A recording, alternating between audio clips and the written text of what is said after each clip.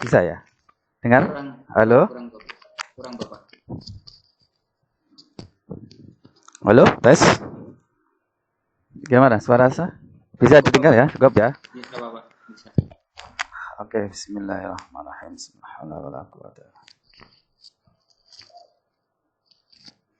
Bismillahirrahmanirrahim. Assalamualaikum warahmatullahi wabarakatuh. Bismillah, alhamdulillah, alhamdulillahilladzi hadana li hadza wa ma kunna linahtadiya laula an hadana Allah. Asyhadu an la ilaha illallah wahdahu la syarikalah wa asyhadu anna sayyidana Muhammadan abduhu wa rasuluh. Allahumma shalli wa sallim wa barik ala sayyidina Muhammad wa ala alihi wa sahbihi ajma'in, amma ba'd. Fala haula wala quwwata illa billahil aliyil azim. Yang kami banggakan para guru, para asatidz, mata pelajaran akidah akhlak untuk Madrasah Tsanawiyah yang sangat kami banggakan. Alhamdulillah kita dapat bermuajah sekalipun dalam tatap maya. Apapun yang kita lakukan ini dalam 2 hari ini semoga berkah manfaat untuk kita semuanya. Khususnya semoga berkah manfaat untuk peserta didik kita. Karena apapun yang kita lakukan ujung-ujungnya adalah untuk kemaslahatan peserta didik kita. Karena itu mari kita mengheningkan cipta, membaca suratul Fatihah untuk mengawali sesi kali ini. Semoga hati, perasaan anak didik kita, peserta didik kita, murid-murid kita, madrasah seluruh Indonesia, hatinya difutuh oleh Allah, dibuka oleh Allah sehingga mudah untuk mendapatkan ilmu nafa, ilmu yang manfaat. Ila hadhihi wa ila hadratin Nabi Muhammadin sallallahu alaihi wasallam wa ala ashabihi. Syau'nillahi lana wa lahum bil Fatihah. A'udzubillahi minasyaitonir rajim. Bismillahirrahmanirrahim. Alhamdulillahirabbil alamin arrahmanir rahim maliki yaumiddin. Iyyaka na'budu wa iyyaka nasta'in. Ihdinas siratal mustaqim, siratal ladzina an'amta 'alaihim ghairil maghdubi 'alaihim waladdallin. Amin. Bapak Ibu sekalian, masih kuat betah ya? Kita masih 2 jam lagi ini. Masih 2 jam lagi. Semoga Bapak Ibu sehat walafiat, betah, telaten untuk mengikuti sesi ini. Memang menjemukan sekali, tapi semoga ada manfaatnya bagi kita semuanya, khususnya peserta didik. Baik Bapak Ibu sekalian,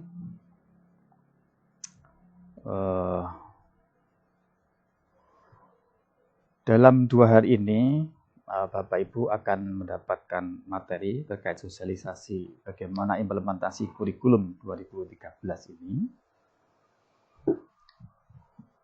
Kurikulum 2013 versi atau perspektif KMA 183 tentang kurikulum PAI dan bahasa Arab pada madrasah. Jadi karena ada PAI yang bukan pada madrasah, pada sekolah. Nah, yang kita bahas ini adalah pada madrasah. Nah, Bapak Ibu sekalian, untuk sesi ini kita akan mendiskusikan tentang bagaimana pembelajaran abad 21. Ini penting, sangat penting sekali karena amanat kurikulum apapun itu, kurikulum adalah 2 hal setidaknya. Yang pertama adalah bagaimana menyiapkan generasi muda, generasi penerus bangsa itu siap untuk menghadapi tantangan di zamannya. Sebuah zaman, masa yang tidak sama dengan apa yang kita alami. Dulu kita waktu kecil tidak membayangkan sama sekali mungkin zaman sekarang kita alami ini. Sekarang begitu mudah untuk mengakses internet, apapun tersedia di internet, begitu mudah mengakses YouTube dan seterusnya. Dulu sama sekali tidak terbayangkan. Nah, anak-anak kita akan menghadapi masa di mana masa itu beda dengan sekarang ini. Mungkin menghadapi pekerjaan, tuntutan pekerjaan yang jenis pekerjaannya itu belum bisa dibayangkan sekarang. Apa itu pekerjaannya? Kondisi, ilmu pengetahuan, teknologi yang mungkin sekarang ini belum terbayangkan. Nah, bagaimana kita menyiapkan anak yang kira-kira nanti itu siap untuk menghadapi abad seperti itu. Itulah tantangan abad 21. Itu yang pertama. Jadi menyiapkan bagaimana anak-anak kita nanti kelak siap untuk hidup di abad 21 itu. Yang kedua, menyiapkan generasi muda dari satu sisi lain, dia tidak lepas dari akar budaya bangsanya. Yang suka gotong royong, yang tawadhu, ramah, dan seterusnya. Apalagi berkarakter madrasah, itu bagaimana? Jadi satu sisi dia unggul di zamannya, tapi dia tidak lepas dari budaya akhlakul karimah. Itulah kira-kira tugas kurikulum. Nah, karena itu akan kita kenali bagaimana tantangan abad 21 ini. Namun sebelumnya, kenalkan dulu. Nama saya Imam Bukhari. Saya lulusan Asli Madrasah, mulai MI, MTS di Madrasah Ma'arif di kampung daerah Lamongan sana. Kemudian Madrasah Aliyah di Man Benanyar Jombang. Sampai menyelesaikan S1 di sana untuk prodi bimbingan konseling. Jadi latar belakang saya bimbingan konseling, bukan PAI atau akidah akhlak. Di Universitas Darul Ulum Jombang. Kemudian hijrah ke Jakarta, menyelesaikan S2, S3 di Universitas Negeri Jakarta untuk manajemen pendidikan dan teknologi pendidikan. Nah, moto hidup saya adalah bahwa hidup itu ibadah. Artinya apapun yang kita lakukan, mulai bangun tidur sampai tidur lagi, kita upayakan untuk bernilai ibadah. Nah, hari-hari saya menjalani takdir, mengemban amanat sebagai kepala seksi kurikulum dan evaluasi untuk MI MTS pada Direktorat KSK Madrasah.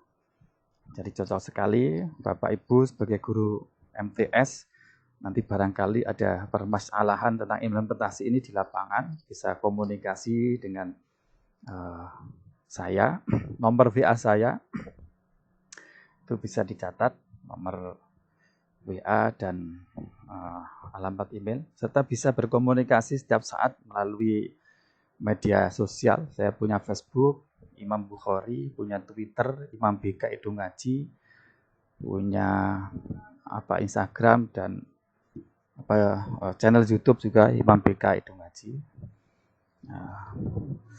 Itu Bapak Ibu sekalian. Nah, ada beberapa yang akan kita diskusikan dalam 2 jam ke depan. Pertama, kita akan mengidentifikasi kira-kira keterampilan apa sih yang dibutuhkan oleh anak-anak kita agar dia itu eksis hidup sukses di abad 21, zaman di mana zaman sangat berbeda dengan zaman kita alami sekarang. Nah, setelah itu kita coba turunkan karakteristik peserta didiknya kayak apa. Nah, yang penting lagi adalah bagaimana karakteristik guru yang dibutuhkan untuk mendampingi anak-anak, untuk menyiapkan dirinya bisa menghadapi abad 21. Guru yang bagaimana kira-kira yang dibutuhkan. Nah, tentu pengetahuan seperti ini nanti bukan untuk mengurusi orang lain. Kita coba untuk bisa merefleksi diri, mengoreksi diri sendiri, jadi tidak boleh dipakai untuk menunjuk orang lain. Berikutnya adalah karakteristik pembelajaran kayak apa yang bisa membentuk keterampilan yang dibutuhkan abad 21 tadi itu. Dan yang paling akhir tentu kita hubungkan dengan bagaimana KMA 183 tentang kurikulum madrasah ini itu bisa menyiapkan itu semuanya, mengantisipasi perubahan zaman itu. Itu kira-kira dari 2 jam ini. Nanti tentu Bapak Ibu saya kasih kesempatan untuk berbicara apa saja, dan materi-materi yang saya sampaikan tentu sifatnya umum, tapi mendasar. Umum artinya tidak selalu bisa begitu saja langsung diterapkan di tempat madrasah masing-masing. Perlu penyesuaian-penyesuaian.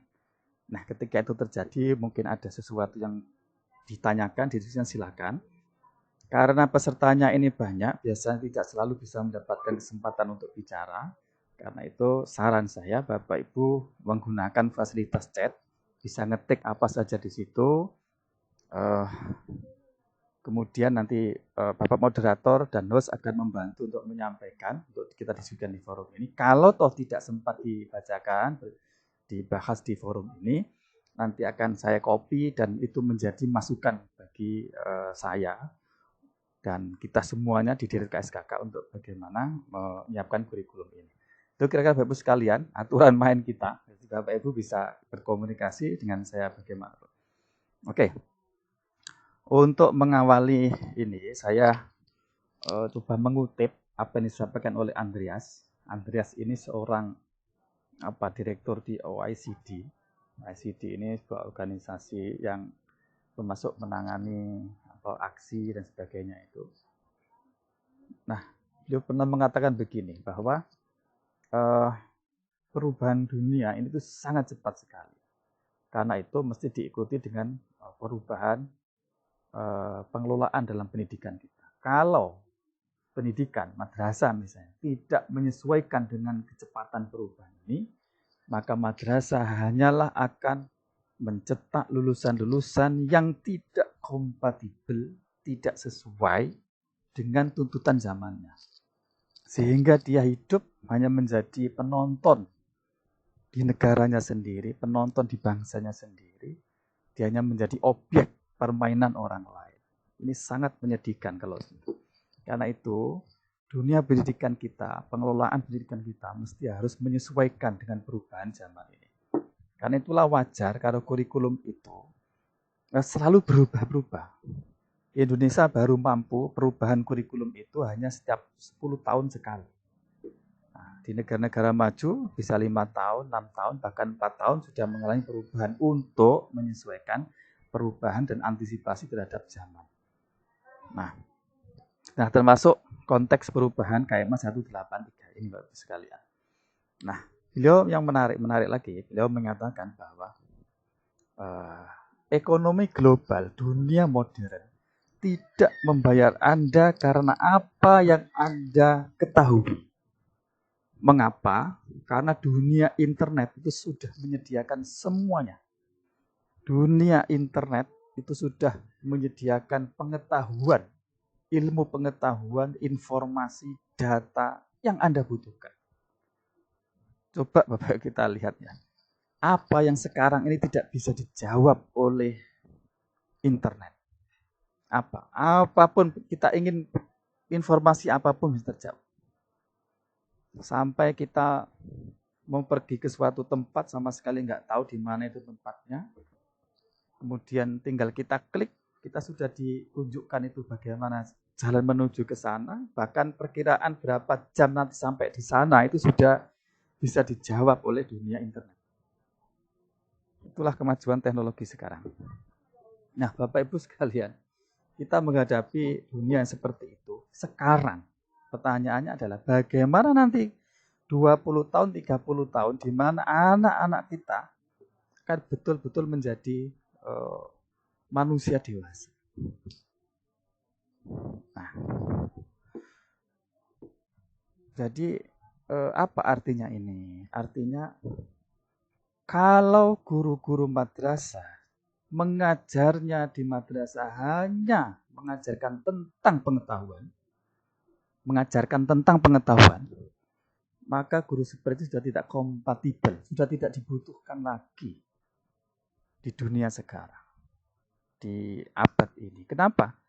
Internet sudah ada. Sekarang ada yang disebut dengan ruang kelas lah,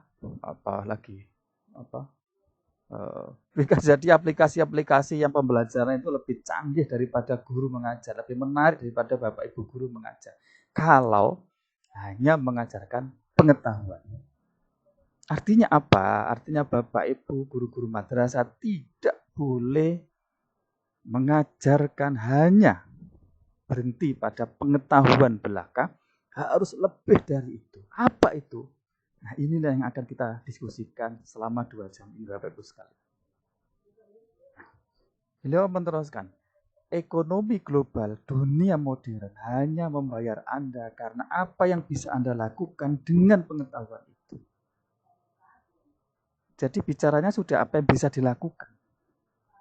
Bicaranya sudah, terus pengetahuan itu ngopo. Setelah tahu terus lapo. Itu yang penting.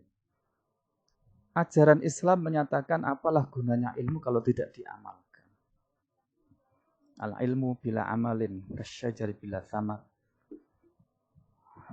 Ilmu kalau nggak diamalkan, bicaranya sudah amal, sudah terus ngopo ilmu. Jadi inilah yang menjadi tantangan kita Bapak sekalian. Menyiapkan anak-anak kita hidup di zaman yang sungguh sangat akan berbeda dengan yang kita alami sekarang ini. Nah, karena itu Bapak Ibu, pertanyaannya adalah keterampilan mendasar yang bagaimana? Keterampilan mendasar apa saja yang diperlukan oleh anak-anak kita untuk agar dia itu bisa siap menghadapi tantangan abad 21. Jangan sampai kita meluluskan anak-anak yang hanya mampu menjadi penonton di zamannya, menjadi objek dari permainan orang lain dan seterusnya. Keterampilan apa biar tidak seperti itu? Ini akan kita diskusikan. Karena itu saya ingin minta feedback, tanggapan dari Bapak Ibu semuanya. Kira-kira keterampilan apa ini yang dibutuhkan? Monggo dibuka kesempatannya Mas Vivin. Bapak. Ya, silakan. Baik Bapak dan Ibu, silakan hand straight atau tulis chatting baik di room ataupun di YouTube untuk menjawab dari pertanyaan Bapak Imam. Silakan Bapak dan Silakan Ibu. Bapak Ibu, atau langsung bacakan, barangkali sudah ada yang menuliskan di chat. Belum ada Bapak. Belum ada. Belum ada. Baik, dari MTSN 7 Ngawi, silakan Bapak.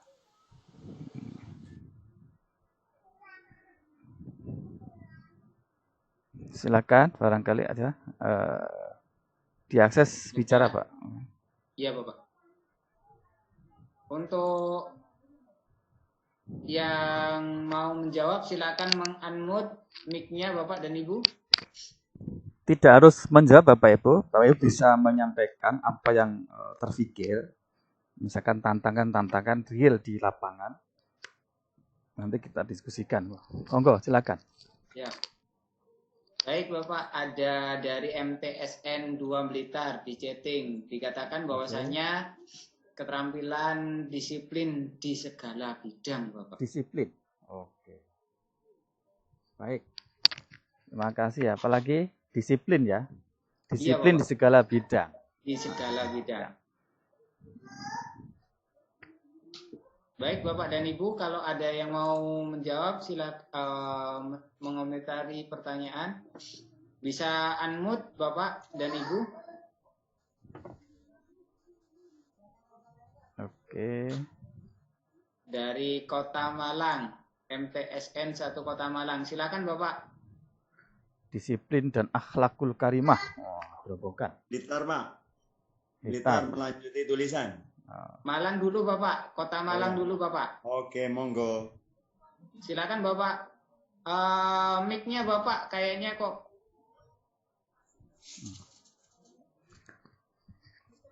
Ya saya hitung 1 sampai 5. Kalau mic-nya belum, nanti diganti dengan Kota Blitar. Ayo maaf, MTSN 2 Blitar. Diancam. Mic-nya testing dulu Bapak.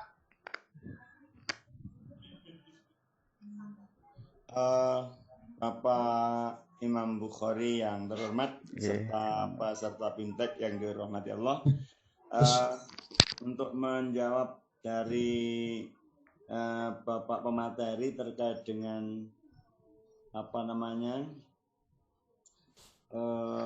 ini kami keterampilan yang dibutuhkan. Terkait dengan keterampilan ini mesti harus dimulai dengan kedisiplinan yang di situ saya tulis di segala bidang, artinya Bapak Ibu guru sebagai leader, sebagai uswah harus betul-betul konsisten dengan selama ini ilmu yang telah diberikan kepada anak-anak, sehingga ketika anak-anak itu di dalam sekolah menerima materi dan melihat contoh-contoh yang disiplin dari Bapak Ibu guru, maka di rumah akan dikembangkan dia menjadi pribadi yang disiplin di lingkup keluarga, sehingga ada tingkat toleransi tinggi terhadap keluarga, lingkungan, serta dan disitulah maksud daripada filosofi Kementerian Agama yang membuat tema madrasah hebat, madrasah bermartabat. Saya pikir kehebatan dari disiplin dan martabat ketika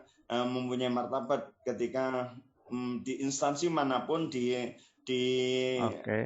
pekerjaan apapun, kalau dilakukan dengan kedisiplinan yang tinggi maka akan mengangkat martabat kita semuanya. Disiplin itu sementara ya. Terima kasih dari MTS Blitar Anjari Pak Yai. Waalaikumsalam. Ada lagi mungkin?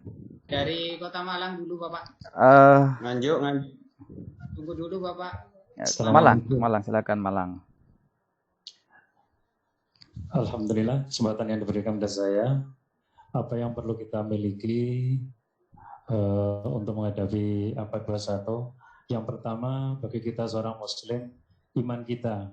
Mari kita introspeksi diri, kita tumbuh suburkan. Yang kedua, akhlak yang berkaitan ini dengan ihsan kita. Bagaimana kita bisa anfa'uhum linnas. Bagi kita seorang yang ahli ilmu, bagaimana ilmu kita bisa nafi'un li ghairi. Intinya kita akhlak ya pokoknya ya. Iya. Jangan-jangan mentang-mentang ini guru kita akhlak terus kita akhlak yang ditonjolkan. Puas dengan apa yang kita lakukan. Artinya kita inovasi tiada henti.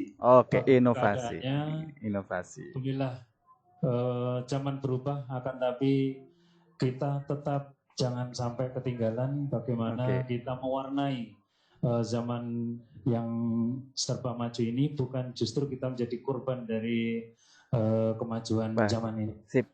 Terima kasih. Selain inovasi tiada henti dan tetap upaya kita kekompakan antara pemegang kebijakan, kita pelaku di lapangan, bagaimana kita mentaati para pemegang kebijakan dan terus bersinergi, bagaimana kita berupaya semaksimal mungkin.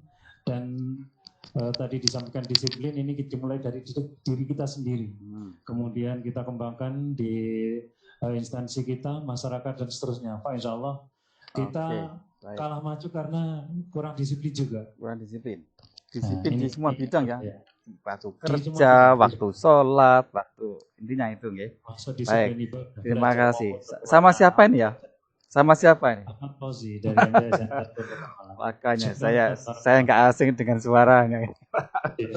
Fauzi. Makasih Pak Fauzi. Tapi gini, saya ingin klarifikasi dulu bahwa yang dimaksud dengan keterampilan di sini itu adalah keterampilan yang mendasar. Artinya sebuah keterampilan yang mesti dikuasai oleh murid-murid kita, yang itu penggunaannya tidak kenal waktu, kapan saja dibutuhkan, bagaimana saja dibutuhkan, zaman apa saja dibutuhkan. Itu yang dimaksud dengan keterampilan mendasar, keterampilan yang dasar. Tidak sekedar terampil melakukan apa. Contoh misalnya begini, kita terampil menggunakan HP, terampil sekali menggunakan HP. Nah, ketika HP nggak ada, maka keterampilan itu sudah nggak dipakai lagi. Berarti itu bukan keterampilan mendasar. Ada keterampilan lain yang sungguh lebih dibutuhkan sekedar keterampilan menggunakan HP. Nah, itu kira-kira Bapak Ibu sekalian. Mungkin satu lagi Pak. Tadi dari mana tadi Pak Moderator?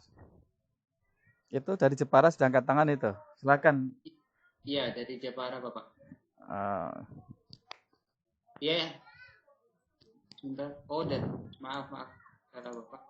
Ya gimana? Dari mana? Yang silakan bantu saya Pak Moderator untuk menentukan siapa yang mesti diberi. Baik, ini yang di chattingan banyak Bapak. Oh, apa saja coba dibacakan. Baik, dari MTSN 2 Blitar dikatakan bahwa keterampilan yang dibutuhkan adalah keterampilan disiplin tadi sudah tadi. Apalagi. Dari MTSN 1 Banjarnegara yaitu moral dan akidah Islam Bapak.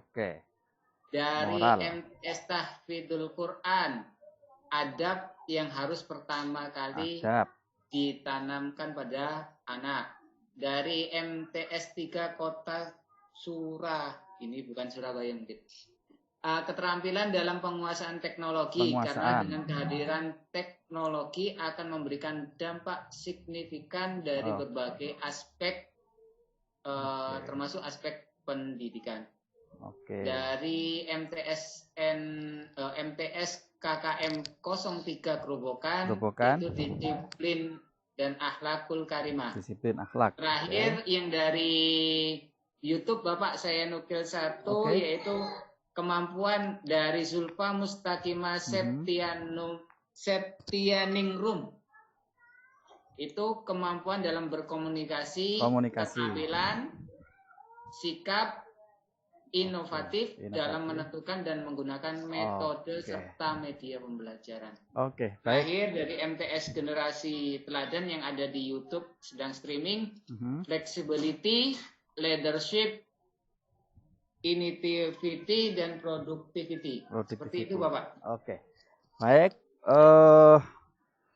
Kayaknya sudah terjawab semua tadi itu. Mari sekarang kita cocokkan dengan apa yang menurut hasil penelitian. Ini Bapak Ibu sekalian, ada diidentifikasi ada 12 keterampilan mendasar yang diperlukan oleh anak-anak kita kalau dia ingin eksis hidup sukses di abad 21. Nah, 12 ini kalau kita kelompokkan itu ada 3. Ada keterampilan pembelajaran, kemudian keterampilan literasi. Literasi artinya keterampilan yang memang untuk kehidupan sehari-hari. Ada keterampilan hidup dan karir untuk menjamin keberlangsungan hidup dengan baik dan kelancaran karir, kira-kira begitu. Nah, untuk 4 yang pertama itu apa yang selama ini kita kenal dengan 4C. Ini yang memang menjadi amanat khusus dari kurikulum 2013. Nah, ini nanti akan dibahas lebih detail lagi. Kemudian keterampilan literasi. Nah, literasi ini terkait setidaknya 3 literasi. Sebetulnya banyak, tapi ini kayaknya dianggap paling utama karena sedang masa dunia informasi ini luar biasa. Pertama adalah literasi informasi. Ini yang harus kita bekalkan, kita tanamkan keterampilan ini kepada anak-anak kita. Literasi informasi. Apa itu? Yaitu literasi atau keterampilan yang terkait dengan setidaknya 4 hal. Yang pertama adalah keterampilan anak-anak kita untuk menggali informasi. Kenapa? Karena tadi di awal saya sebutkan bahwa sekarang itu semuanya sudah ada di internet. Tinggal bagaimana kemampuan kita untuk mendapatkan informasi itu dari internet. Itu yang pertama. Yang kedua adalah keterampilan untuk memilah dan memilih informasi yang didapat.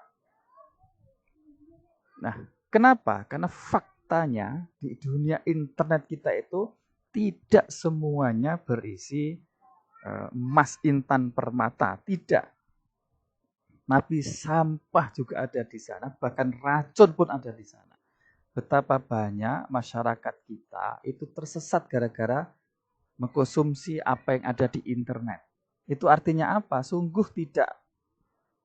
Dalam internet itu semuanya ada di sana, sampah dan racun pun ada di sana. Nah, karena itulah sekali lagi anak-anak kita perlu bekali kemampuan untuk memilah dan memilih informasi tadi itu. Yang ketiga adalah keterampilan anak-anak kita untuk mengelola informasi. Tidak sekedar dapat menyaring, tapi kemudian dikelola.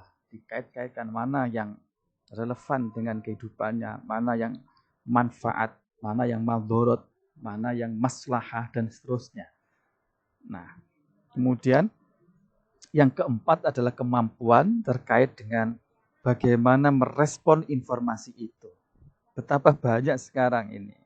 Informasi begitu mudah berkeliaran lewat HP, lewat Facebook, lewat WA.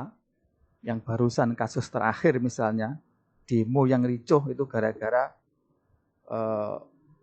sebaran informasi yang ada di media sosial. Nah, Bapak Ibu sekalian, kemampuan ini mesti kita tanamkan kepada anak-anak kita. Kalau tidak, Masya Allah, anak-anak kita akan menjadi korban dari informasi itu atau menimbulkan bahaya bagi orang lain. Yang berikutnya adalah literasi media. Ini terkait dengan kemampuan anak kita untuk mengakses menggunakan media. Tidak sekedar menggunakan, tapi menggunakan untuk apa? Karena media dan teknologi sama saja, itu adalah bebas nilai. Artinya tidak bisa kita justifikasi bahwa pasti baiknya atau pasti buruknya. Jadi dia bebas nilai. Media, teknologi, apakah baik atau buruk tergantung siapa yang menggunakan dan digunakan untuk apa. Nah, disinilah dalam konteks inilah peserta didik kita harus kita bekali bagaimana mengakses menggunakan media dan teknologi ini untuk kebaikan, untuk eksistensi dirinya yang lebih baik, bukan sesuatu yang membahayakan orang lain dan seterusnya. Betapa kita ini Bapak Ibu sekalian mudah sekali hidup dengan kemajuan teknologi. Sesuatu tugas yang begitu berat bisa ringan dengan teknologi. Dulu kita menginput nilai manual lewat ledger yang ditulis satu-satu. Sekarang tinggal klik di aplikasi, begitu mudahnya. Mudah. Pekerjaan yang begitu rumit bisa sederhana dengan teknologi. Nah, tentu kemampuan menggunakan ini mesti kita latihkan, tapi tidak berhenti pada kemampuan menggunakan, tapi untuk apa? Untuk apa ini juga penting. Pastikan penggunaan teknologi oleh anak-anak kita didorong, ditenagai oleh nilai-nilai agama, sehingga semua yang dilakukan mengandung pahala. Nah, sekali lagi ini yang dimaksud dengan literasi teknologi, media, dan informasi. Tentu tidak hanya literasi ini, ada literasi baca, literasi tulis, literasi finansial terkait dengan bagaimana mengelola keuangan, investasi, dan seterusnya. Kemudian literasi budaya. Bagaimana anak-anak untuk bisa hidup berdampingan dengan budaya yang berbeda, apapun itu, bisa menghargai perbedaan budaya dan seterusnya. Nah, kemudian yang terkait dengan keterampilan hidup dan karir itu setidaknya ada 5. Yang pertama adalah fleksibel atau adaptif. Dia bisa menyesuaikan kondisi manapun dimanapun. Gampangannya anak yang gini ini, dia ditaruh hidup di lingkungan manapun, dia bisa menyesuaikan diri. Dia fleksibel. Nah, fleksibel ini selalu membutuhkan wawasan yang luas, cara pikir yang tidak sempit gitu. Sehingga dia bisa menyikapi kondisi apapun dengan fleksibel. Kemudian berikutnya adalah keterampilan leadership, kepemimpinan. Kepemimpinan terkait dengan bagaimana mempengaruhi orang lain agar orang lain itu mengorbankan egois dirinya demi untuk kemajuan suatu organisasi. Itulah leadership. Nah, biasanya keterampilan leadership seperti ini itu tidak dibentuk melalui bangku kelas. Dia dibentuk melalui kegiatan-kegiatan ekstrakurikuler, dibentuk melalui kepanitiaan, kemudian kegiatan hari-hari besar, dan seterusnya. Disitulah pembentukan leadership ini. Jadi biasanya tidak dibentuk melalui bangku kelas. Di dalam kelas itu tidak. Karena itulah saran kita, jadi madrasah, masanawiyah, mumpung masih anak-anak masih muda, itu kita beri kesempatan untuk mengikuti misalkan ekskul. Kita sediakan ekskul sebanyak-banyaknya. Kegiatan ekstrakurikuler sebanyak-banyaknya. Kegiatan-kegiatan kepanitiaan sebanyak-banyaknya untuk membekali kemampuan leadership seperti ini. Berikutnya adalah inisiatif. Selalu punya cara baru, selalu punya metode langkah untuk bisa menghadapi masalah yang dihadapi. Selalu punya inisiatif. Ketika jalan buntu, dia selalu punya menemukan jalan baru. Kemudian productivity, tentu tidak hanya mampu produk sesuatu yang barang yang bisa dijual, bukan itu maksudnya, tapi dia mampu berperan secara aktif, bukan pasif, dimanapun dia hidup, dia berperan produktif di lingkungan, di komunitasnya. Nah, Kemampuan berikutnya yang tidak kalah penting adalah social skill, tapi yang berbasis budaya. Dia mampu bersosialisasi dengan siapapun. Nah, kira-kira bayangannya, anak-anak kelak ini ke depan, dia boleh bergaul dengan siapapun orang di belahan dunia ini.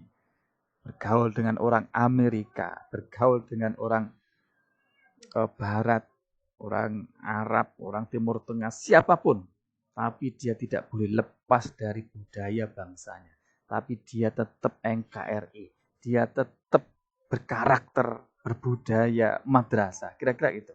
Jadi satu sisi dia bersosialisasi dengan siapapun, tapi dia tidak terlena, kemudian mengikuti budaya lain. Dia punya karakter yang kuat, karakter budayanya sendiri. Itu kira-kira Bapak Ibu sekalian. Nah, Bapak Ibu sekalian, untuk membekali 12 karakter ini tidak diajarkan pada mata pelajaran tertentu. Tidak.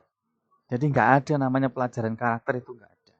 Yang ada adalah bahwa 12 karakter, 12 keterampilan ini itu dibentuk, diinternalisasikan, dibiasakan oleh siapapun guru mata pelajaran apapun ketika proses pembelajaran. Jadi ketika mengajar itulah 12 karakter ini kita tanamkan sedikit. Contoh misalnya, ketika guru mengajar masuk kelas, dia tidak keburu nafsu, cepat-cepat membuat anaknya paham, ngerti tentang apa yang materi pelajaran yang ingin disampaikan. Dia sabar.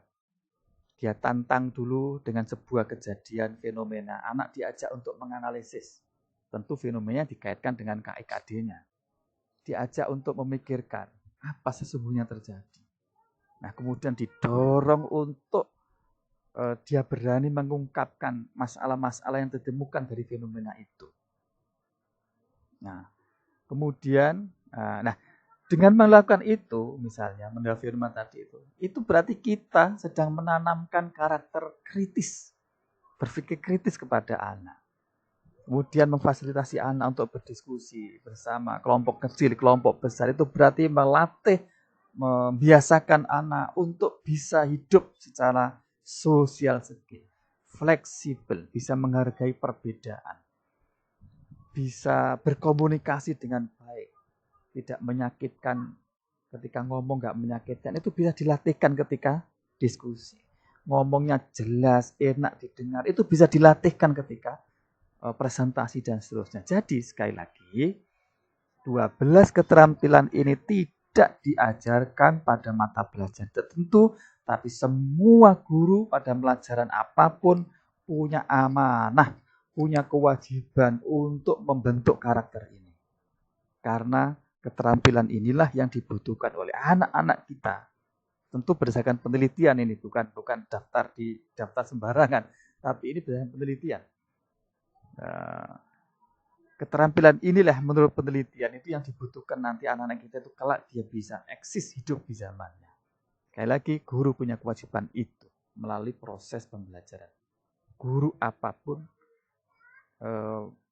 mata pelajaran apapun, dalam proses pembelajaran. Itu kira-kira kata kuncinya Ibu sekalian. Nah, inilah tadi saya bilang saya ingin agak rinci terkait dengan 4C ini, karena ini menjadi amanat langsung. C yang pertama adalah critical thinking, berpikir kritis. Ini terkait dengan bagaimana anak itu biasa memikirkan sesuatu secara mendalam. Dia tidak begitu saja menerima informasi, tapi dia selalu bertanya, manfaat tidak? Relevankah dengan kebutuhan saya? Relevankah dengan konteks yang dihadapi? Adakah madorotnya? Adakah manfaatnya? Dan seterusnya. Jadi dia tidak gegabah begitu saja menerima informasi. Itulah berpikir kritis. Ya. Terhadap suatu masalah, dia identifikasi, kemudian merumuskan masalahnya apa, dan berpikir bagaimana solusinya. Berpikir kritis tapi solutif. Bukan berpikir kritis, tapi malah dipakai untuk hanya bisa mengkritik saja, yang tidak konstruktif. Nah, Bapak Ibu sekalian. Nah, ini kita bentuk melalui misalnya kita kalau membahas soal ya soal-soal yang hot lah. Jangan sampai soal-soal lot. Mulai sekarang Bapak Ibu tidak boleh lagi membuat soal-soal yang lot. Low order thinking skill. Soal yang hanya untuk menjawabnya itu mengandalkan ingatan, mengandalkan hafalan dan seterusnya. Tapi analisis. Nah, Bapak Ibu sekalian, berikutnya adalah kemampuan berkomunikasi. Kemampuan komunikasi ini terkait dengan kemampuan anak untuk mampu berbicara dengan jelas dan akurat. Ukurannya 2, jelas. Jelas artinya apa yang disampaikan A diterima oleh orang lain A, itu berarti jelas. Ketika saya ngomong A, orang lain menerimanya B, itu berarti ada masalah, tidak jelas. Jelas saja tidak cukup, tapi harus akurat. Akurat ini ukurannya 3. Yang pertama, yang dikomunikasikan itu baik dan benar adanya. Yang kedua, tepat waktunya dan pas ukurannya, tidak berlebih. Jadi, kalau colok ilmu balaghah itu fasohatul kalam itulah yang sesuai dengan muktadul hal dan sebagainya. Itu kira-kira dari ngomongnya tek enak gitu. Itu bisa dilatihkan. Itu bisa dilatihkan ketika misalnya berdiskusi, anak presentasi, anak bertanya di kelas dan seterusnya. Disitulah tempat-tempat untuk melatihkan bagaimana anak-anak kita punya kompetensi, kemampuan, keterampilan untuk berkomunikasi. Tidak sekedar itu, tapi dia mampu berkomunikasi dengan bahasa apapun yang dibutuhkan. Sekali lagi, bahasa apapun yang dibutuhkan, dengan cara apapun, dengan media apapun. Nah, itu tadi yang disampaikan oleh dari mana tadi, kemampuan berbahasa dan seterusnya tadi. Nah, ini yang kita butuhkan Bapak Ibu sekalian. Nah, berikutnya adalah kreatif dan inovatif. Kreatif terkait dengan kemampuan anak untuk berpikir yang out of the box. Dia berpikir keluar dari kebiasaan, dari zona nyamannya. Dia selalu memiliki ide-ide gagasan baru. Dia bisa melihat masalah dari sudut pandang yang berbeda dari apa yang digunakan oleh teman-temannya atau orang lain. Dia gampangannya, cara praktisnya itu, dia ini pikirannya aneh-aneh. Dia itu sikapnya aneh-aneh. Nah, Bapak Ibu sekalian, kalau Bapak Ibu punya murid yang pikirannya itu aneh-aneh, bersyukurlah. Berarti dia punya modal utama dalam kreativitas. Tinggal meluruskan mikirnya bagaimana. Konten yang dipikirkan ya, tinggal meluruskan itu. Nah, ini kreatif. Dia selalu punya cara baru untuk menghadapi kehidupan ini. Inilah keterampilan-keterampilan ini yang dibutuhkan. Gampangannya anak-anak seperti ini, nanti dia hidup di mana saja, menghadapi situasi apa saja, itu bisa menemukan cara untuk keluar dari masalah itu. Karena dia kreatif. Tidak cukup kreatif, tapi juga inovatif. Inovatif, dia selalu bisa menemukan hal baru. Bisa betul-betul baru, sebelumnya tidak ada, atau sebetulnya sebelumnya sudah ada, tapi dia mampu menambahkan sesuatu hal yang baru dalam hal itu, sehingga punya nilai tambah. Nah, itu butuh keberanian. Jadi kreativitas saja nggak cukup, harus ditambah dengan keberanian untuk melakukan sekalipun salah. Sekalipun salah, asalkan tidak sengaja melakukan kesalahan, asalkan tidak mengulangi kesalahan. Itu yang penting Bapak sekalian. Nah, karena itu anak-anak yang kreatif inovatif seperti ini itu tidak takut dengan kegagalan, tidak takut dengan kegagalan, tidak kapok dengan kegagalan. Nah, kemampuan berikutnya adalah kolaboratif. Dia bisa bekerja sama dengan siapapun, bekerja sama. Beda dengan sama-sama kerja. Sama-sama kerja artinya semua orang melakukan hal, tapi antar satu dengan yang lain saling tidak terkoneksi, tujuannya berbeda. Itu sama-sama kerja. Tapi kalau kerjasama itu semua orang melakukan bidangnya masing-masing, tapi sasarannya, tujuannya itu satu, yaitu tujuan bersama. Itulah kerjasama.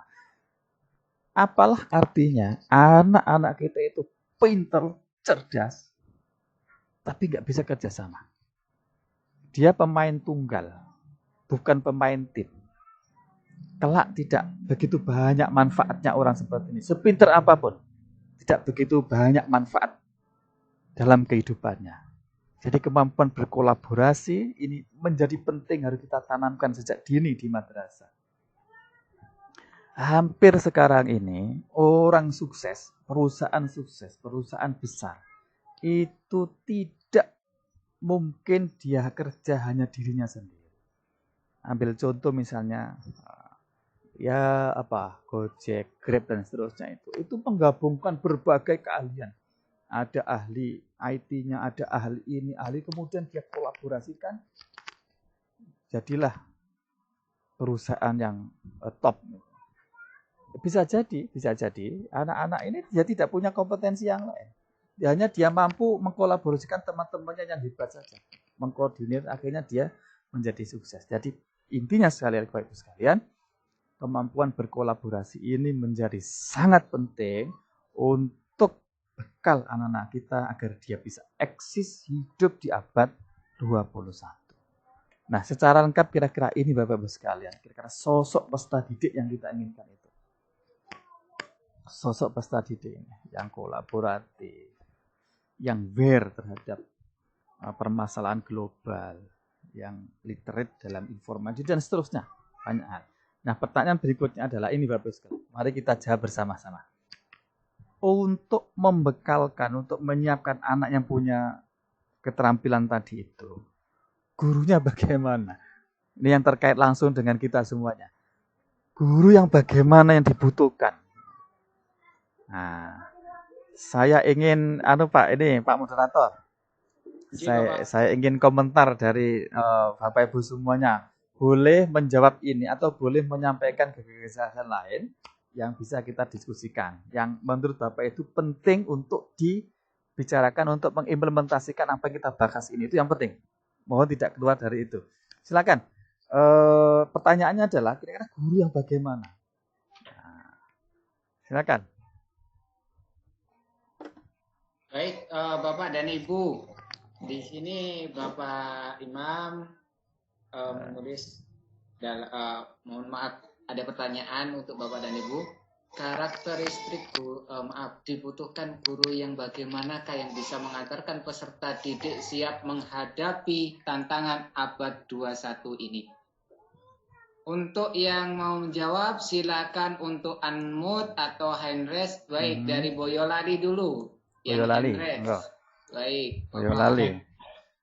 Silakan Bapak. Boyolali. Terima kasih. Monggo. Assalamualaikum warahmatullahi wabarakatuh. Waalaikumsalam warahmatullahi wabarakatuh.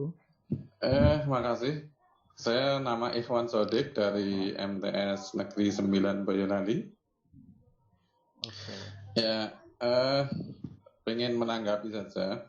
Jadi tentu saja untuk seorang guru tidak mungkin bisa memiliki keterampilan, memiliki kepandaian yang serba bisa, istilahnya multi.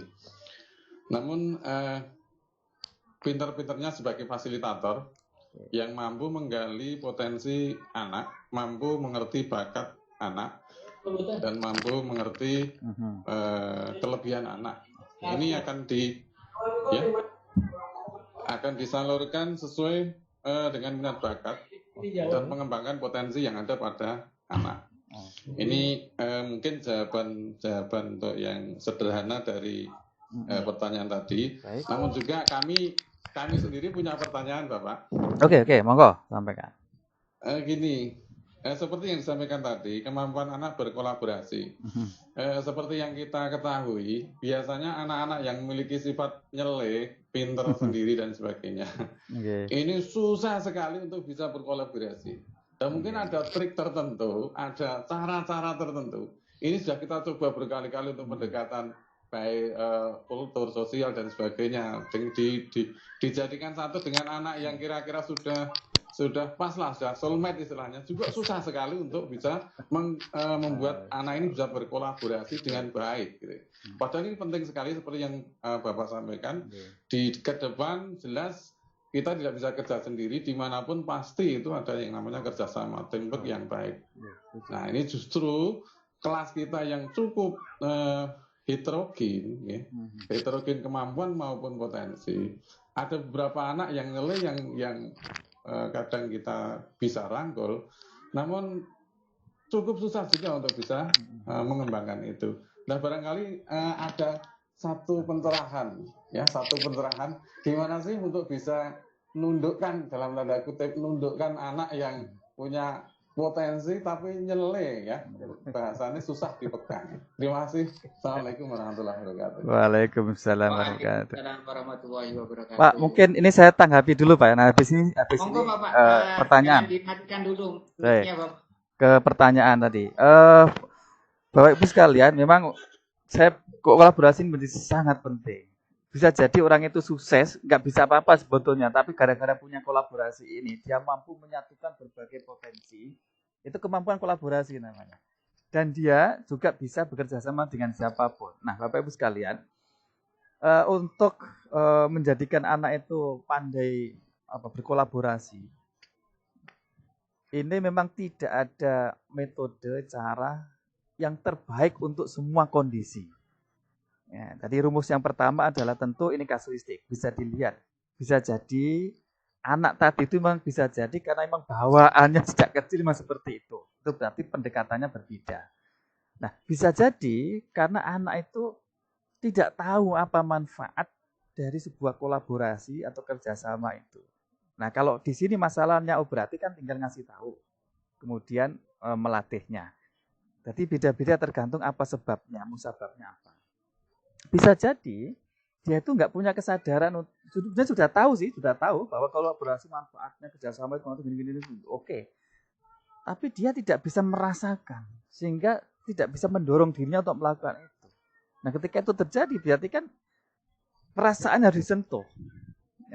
Dengan cara apa? Dengan cara misalnya kita ciptakan sebuah situasi yang bagaimana kemudian itu menyentuh dirinya betapa pentingnya sebuah. Karena begini, kalau menurut teori Al-Ghazali, namanya perilaku itu kan terbentuk, itu kan urutannya itu kan ilmu, hal, amal. Jadi ilmu, jadi ibaratnya itu begini, ibaratnya itu ini ular ya, misalkan ini ular. Nah, saya tahu bahwa ular ini sangat berbahaya, berbisa. Kalau sekali matok maka itu bisa menimbulkan kematian. Itu pengertian saya. Nah, dari pemahaman seperti itu, kemudian muncul hal di dalam diri saya ketika saya melihat ular. Ketika saya melihat ular, muncullah dalam diri saya itu sebuah rasa, yaitu rasa takut, rasa khawatir, dan seterusnya. Dari rasa itulah kemudian mendorong saya untuk lari secepat-cepatnya. Jadi lari tadi itu muncul karena adanya ilmu, hal, kemudian amal. Coba bandingkan dengan anak-anak kecil itu. Melihat ular, karena dia nggak punya ilmu, malah dipakai mainan.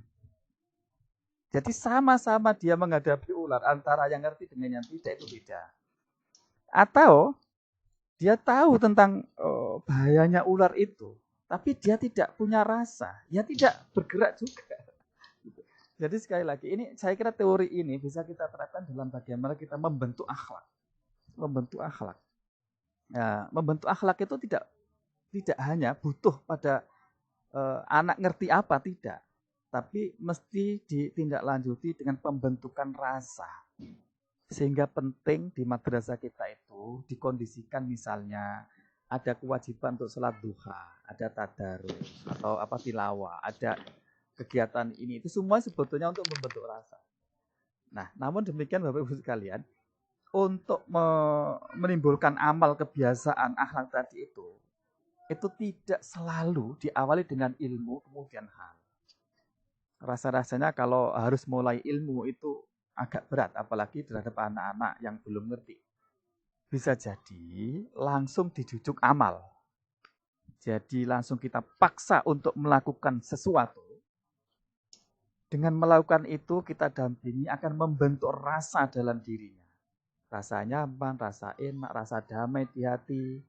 Kemudian, oh ini toh. Nah itu berarti sudah muncul ilmu. Jadi bisa jadi amal muncul, hal baru muncul ilmu. Ini saya kira pas untuk anak-anak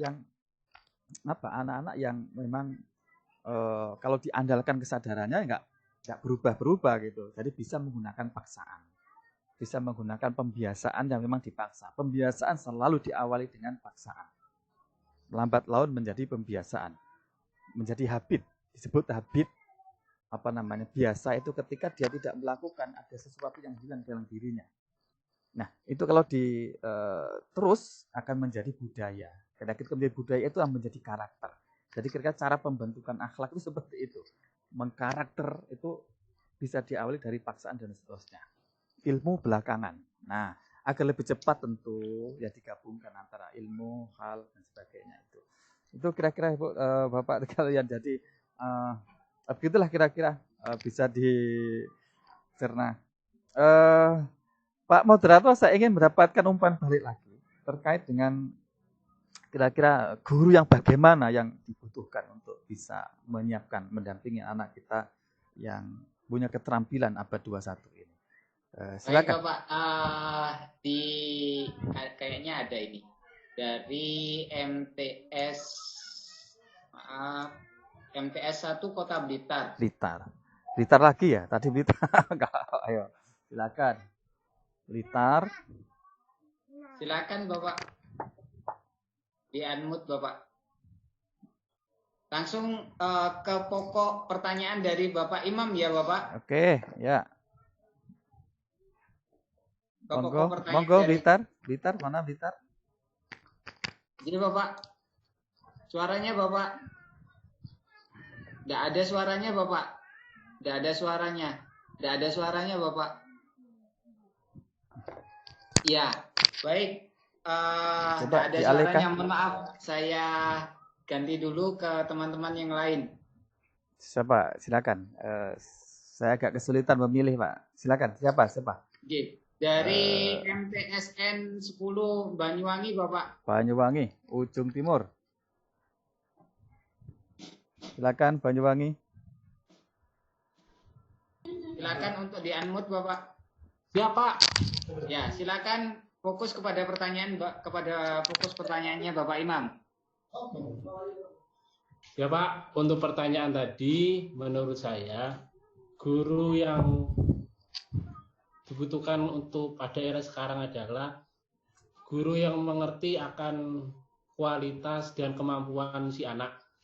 Oke. Karena dengan mengetahui kualitas, kemampuan, bakat dan minat anak, kita bisa mengarahkan untuk kedepannya anak itu untuk jadi apa. Tapi yang jelas, yang paling utama adalah harus berkarakter, berakhlakul karimah. Gurunya ya. Oke, sip. Gurunya. Siapa? Oke. Baik, Bapak, sambil sebelum menjawab, Bapak, di chat, baik di WA, bukan di WA, di YouTube live streamingnya maupun di chatnya Room sudah banyak untuk menjawab pertanyaannya Bapak. Silakan. Baik, salah satunya yaitu dari MTSN 1 Banjarnegara. Guru yang profesional dan berkomitmen tinggi, ikhlas dan sabar. Profesional. Ada yang dari 1 Kota Blitar, yaitu guru yang dibutuhkan adalah guru yang mengerti akan keadaan siswa. Dari Bali Bapak, dari MTS dari MTS Al-Iman Buleleng, guru yang memiliki kecakapan kompetensi yang maksimal dan seimbang antara kompetensi pedagogik dan keterampilan IT. Dari MTSN Kota Malang, yaitu profesional, pedagogik, sosial, patut menjadi uswah, berpikir terbuka, beradaptasi pada dunia modern. Itu yang dari chat dalam room Bapak. Ada mungkin saya ambil sampel yang dari live streaming untuk memberikan penghargaan kepada mereka yang live juga tidak bisa masuk room. Yaitu dari Bu Nur Hosun Ibnu Zain, yaitu guru yang memiliki keterampilan berpikir kritis, kemampuan menyelesaikan masalah, komunikasi dan kolaborasi, kreatif, inovatif, literasi, media informasi, komunikasi dan teknologi. Lengkap sekali. Alhamdulillah. Ini sudah lengkap sekali Pak ini. Ini luar biasa jawabannya Bapak Ibu semua. Ini saya anggap narasumber semuanya ini karena saya yakin Bapak Ibu oke. Tapi coba mari kita diskusikan, kita cocokkan dengan menurut penelitian. Lagi-lagi gimana kita bandingkan dengan menurut penelitian. Inilah kira-kira sosok guru yang dibutuhkan untuk abad 21. Ada 8 setidaknya karakteristik guru yang dibutuhkan. Tapi intinya adalah dari pembicaraan yang disampaikan semua tadi itu bahwa ada kaidah begini, faqidus syai'i la yu'ti. Orang yang tidak memiliki sesuatu tidak mungkin mampu memberikan sesuatu itu. Saya ulangi, faqidus syai'i la yu'ti. Orang yang tidak memiliki sesuatu tidak pernah akan bisa memberikan sesuatu itu kepada orang lain. Mafhumnya, orang yang tidak berakhlak tidak pernah akan mungkin bisa mendidik anak itu menjadi berakhlak.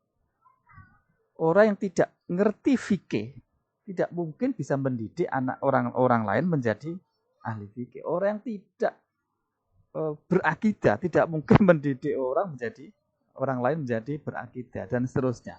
Jadi faqidus syai'i la yu'ti. Artinya, kalau tadi sosok 12 keterampilan yang dibutuhkan seperti tadi itu, ya setidaknya gurunya juga seperti itu, kira-kira begitu. Apa itu guru yang adaptor, yang komunikator, visioner, leadership, sebagai model, uswah hasanah, dan seterusnya. Nah, coba kita bahas satu-satu sekalian. Guru yang adaptor, apa maksudnya ini? Guru adaptor ini setidaknya pengertiannya ada 2. Yang pertama, dia mampu mengadaptasi kurikulum. Dia membaca kurikulum bukan sebagai teks yang kemudian disampaikan kepada anak, tapi dia gambarkan kurikulum itu sebagai sesuatu secara imajinatif, kemudian dia turunkan di kelas sesuai dengan kebutuhan anak. Nah, gimana maksudnya? Gampangannya begini sekalian. Kurikulum kita itu adalah kurikulum yang mandiri tapi dia berbasis individu. Jadi mandiri tapi berbasis individu. Nah, kurikulum nasional, misalkan KIK dan sebagainya, itu bersifat luas. Untuk implementasinya harus dikembangkan di tingkat satuan pendidikan di madrasah masing-masing. Karena itulah ada KTSP, kurikulum tingkat satuan pendidikan, yang menerjemahkan kurikulum nasional itu agar implementatif sesuai dengan madrasah masing-masing. Tidak cukup itu, ketika kurikulum itu dibawa ke dalam kelas, ke anak-anak, di hadapan anak-anak, masih harus disesuaikan dengan kondisi anak-anak itu sendiri. Intinya, janganlah burung itu dilatih, diajari untuk berlari. Kalau burung ya diajari untuk terbang. Kalau kambing ya jangan diajari untuk terbang, ajari untuk berlari kencang dan sebagainya. Jadi kurikulum itu disesuaikan dengan kebutuhan peserta didik.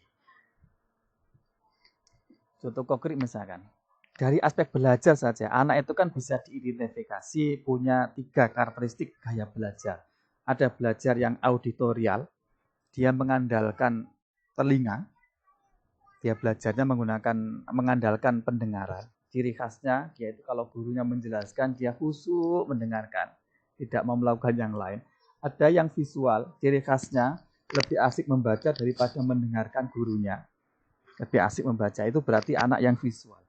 Ada lagi yang nggak bisa diam, sambil dengarkan tapi sambil nyanyi, sambil jalan-jalan itu berarti kinestetik.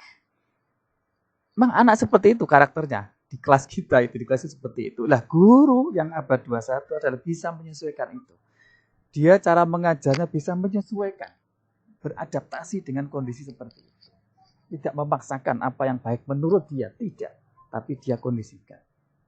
Itu baru cara mengajarnya. Bagaimana dengan nasib ke depan?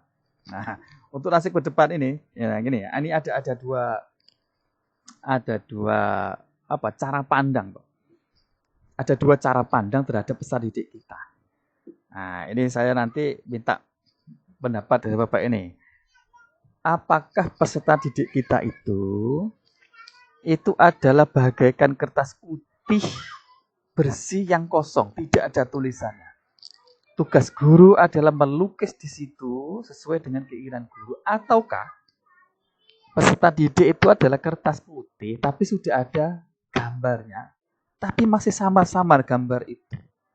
Belum membentuk sebuah pola, belum membentuk sebuah gambar tertentu. Tugas guru adalah menebalkan itu gambar dan menghilangkan beberapa gambar, coretan-coretan yang tidak terkait, tidak sesuai dengan gambar itu. Itu tugas guru. Coba, siswa kita itu A apa B? Siswa kita itu A apa B? Tentu jawabannya yang sesuai dengan kondisi abad 21 ini adalah bahwa kita beranggapan bahwa siswa kita itu adalah sebetulnya dia begitu lahir jebret ke bumi. Itu dia punya potensi dalam dirinya. Potensi itu yang disebut dengan al-fitrah. Kullu mauludin yuladu alal fitrah. Nah, fitrah. Nah, fitrah tadi itu ketika masih kecil, itu masih samar-samar sekali. Bahkan belum tampak apa ini. Tapi seiring dengan perkembangan waktu, ketika masuk MI, sudah agak jelas itu. Dia ini kecenderungannya kemana, bakat minatnya kemana. Apalagi kalau sudah masuk Thanawiyah, lebih jelas lagi. Nah, guru mengajarnya itu mesti menyesuaikan dengan kecenderungan itu. Sehingga ke depan, dengan kurikulum madrasah yang punya karakteristik kurikulum mandiri dan individual seperti ini, memungkinkan di dalam satu madrasah, itu ada kelas-kelas unggulan. Ada kelas matematika, ada kelas IPA, ada kelas PAI. PAI pun bisa dirinci lagi, ada kelas fikih, ada kelas akidah Allah, dan sesuai dengan kecenderungan, bakat, minat, dan kehebatan anak-anak. Jadi, dengan demikian nanti kita mendidiknya itu bisa menjadikan semua anak-anak kita menjadi juara. Tapi juara di bidangnya masing-masing. Nah, inilah guru abad 21 itu. Guru yang mampu mengadaptasikan kurikulum sesuai dengan konteks dan kebutuhan anak-anak kita. Tinggal keberanian kita untuk melakukan ini, Bapak sekalian. Karena kita sudah dilindungi oleh keputusan Menteri Agama nomor 184 yang disampaikan oleh Pak Wardi. Entah nggak tahu sudah mendapatkan materi apa belum Pak Moderator ya? Terkait dengan KM 184 ini. Halo Pak Moderator? Iya Bapak. Sudah dapat ya materi KM? Oh, Pak Wardi yang nyampaikan ya? Pak Suwardi, Kepala Sesi Kurikulum Evaluasi untuk Madrasah Aliyah. Beliau menyampaikan tentang materi ini. Betapa bahwa negara itu sudah menyiapkan regulasi untuk melindungi guru-guru yang inovatif, yang berani melakukan perubahan-perubahan. Melindungi kepada kepala-kepala madrasah untuk mengelola madrasahnya, untuk disesuaikan, kurikulum ini disesuaikan dengan konteks. Ini luar biasa, ini lompatan yang luar biasa. Ini kita perlukan, kenapa? Karena Bapak Ibu sekalian, ini kita sadari, madrasah kita ini, kalau kita kelola dengan cara yang biasa-biasa saja, tidak ada lompatan-lompatan, keberanian-keberanian untuk melakukan inovasi, Mbok kiamat kurang 2 hari pun, maka tidak maju-maju madrasah kita. Tidak maju-maju, apalagi anggarannya sangat sedikit dibanding dengan sekolah-sekolah Kemendikbud ya. Kita harus berani melakukan inovasi, dan itu sudah disediakan KMA 184 tahun 2019 ini yang menggandengi terhadap kurikulum 183, implementasinya di lapangan. Inilah yang diharapkan. Mulai sekarang mulai beranilah untuk melakukan perubahan. Kita harapkan perubahan kurikulum ini mampu merubah suasana kelas. Saya ulangi, kita harapkan kurikulum 183 ini itu merubah suasana kelas. Kelasnya harus berbeda, bukan merubah RPP. Sekali lagi, kita tidak ingin kurikulum berubah ini hanya merubah administrasi RPP, tapi harus mampu merubah suasana kelas. pembelajaran di kelas lebih mengacu pada keterampilan abad 21. Kurikulum yang membentuk karakter, yang membentuk keterampilan yang dibutuhkan oleh anak-anak kita untuk bisa hidup dengan wajar, normal, sukses. Bukan menjadikan anak penampung-penampung ilmu pengetahuan. Sekali lagi, kurikulum yang bukan menjadikan anak penampung-penampung ilmu pengetahuan. Apalah artinya anak mampu menjawab soal-soal UN, soal-soal UMBN, tapi ketika hidup di masyarakat tidak bisa. Apa gunanya? Bisa jadi kita dituntut nanti di akhirat.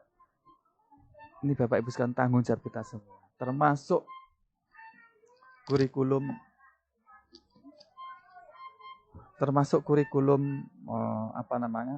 akidah akhlak ini.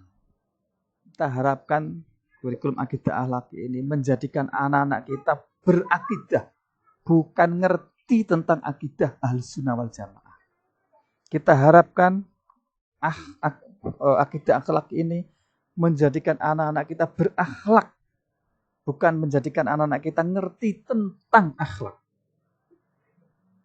Ini menjadi sangat penting Bapak sekalian. Mari ini kita lakukan bersama-sama. Sekali lagi kita kembali bahwa yang pertama, guru yang adaptif. Kaitan dengan kurikulum seperti itu. Tentu kaitan dengan teknologi, guru yang adaptif adalah guru yang mampu menyesuaikan dengan tuntutan zaman. Mampu menggunakan berbagai cara, berbagai pendekatan, berbagai teknologi untuk pembelajarannya. Beradaptasi. Berikutnya adalah guru yang visioner. Dia punya pandangan jauh ke depan. Kemudian mampu menerjemahkan pandangannya itu dalam proses pembelajaran, mengarahkan anak-anak untuk mencapai visi ke depan. Guru yang kolaborator. Dia mampu mengkolaborasikan semua teknologi untuk pembelajarannya. Tidak sekedar itu, tapi dia mampu mengkolaborasikan semua mata pelajaran sehingga menjadi utuh, tercermin dalam sosok peserta didiknya. Dia bisa mengajar kerjasama dengan matematika, fisika, kimia, tapi tetap. Jadi dia ngajar akidah akhlak, tapi ketika ngajar itu dia berkolaborasi dengan mata pelajaran apapun, dengan guru siapapun. Ya, sehingga utuh itu pemahamannya. Kolaborator. Berikutnya adalah guru yang berani mengambil resiko. Nah, guru yang mengambil resiko itu ini, pemahamannya begini Bapak sekalian. Dengan kemajuan teknologi seperti ini yang kita alami ini, anak-anak kita itu memungkinkan untuk bisa belajar kapan saja, di mana saja. Sehingga bisa jadi anak-anak kita itu lebih tahu duluan daripada kita sebagai guru.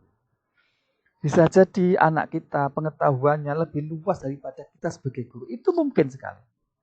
Karena begitu mudah yang mengakses pengetahuan dari internet. Nah, ketika itu terjadi, ada saatnya guru mempercayai kepada siswa, kepada murid untuk mengajarkan teman-temannya.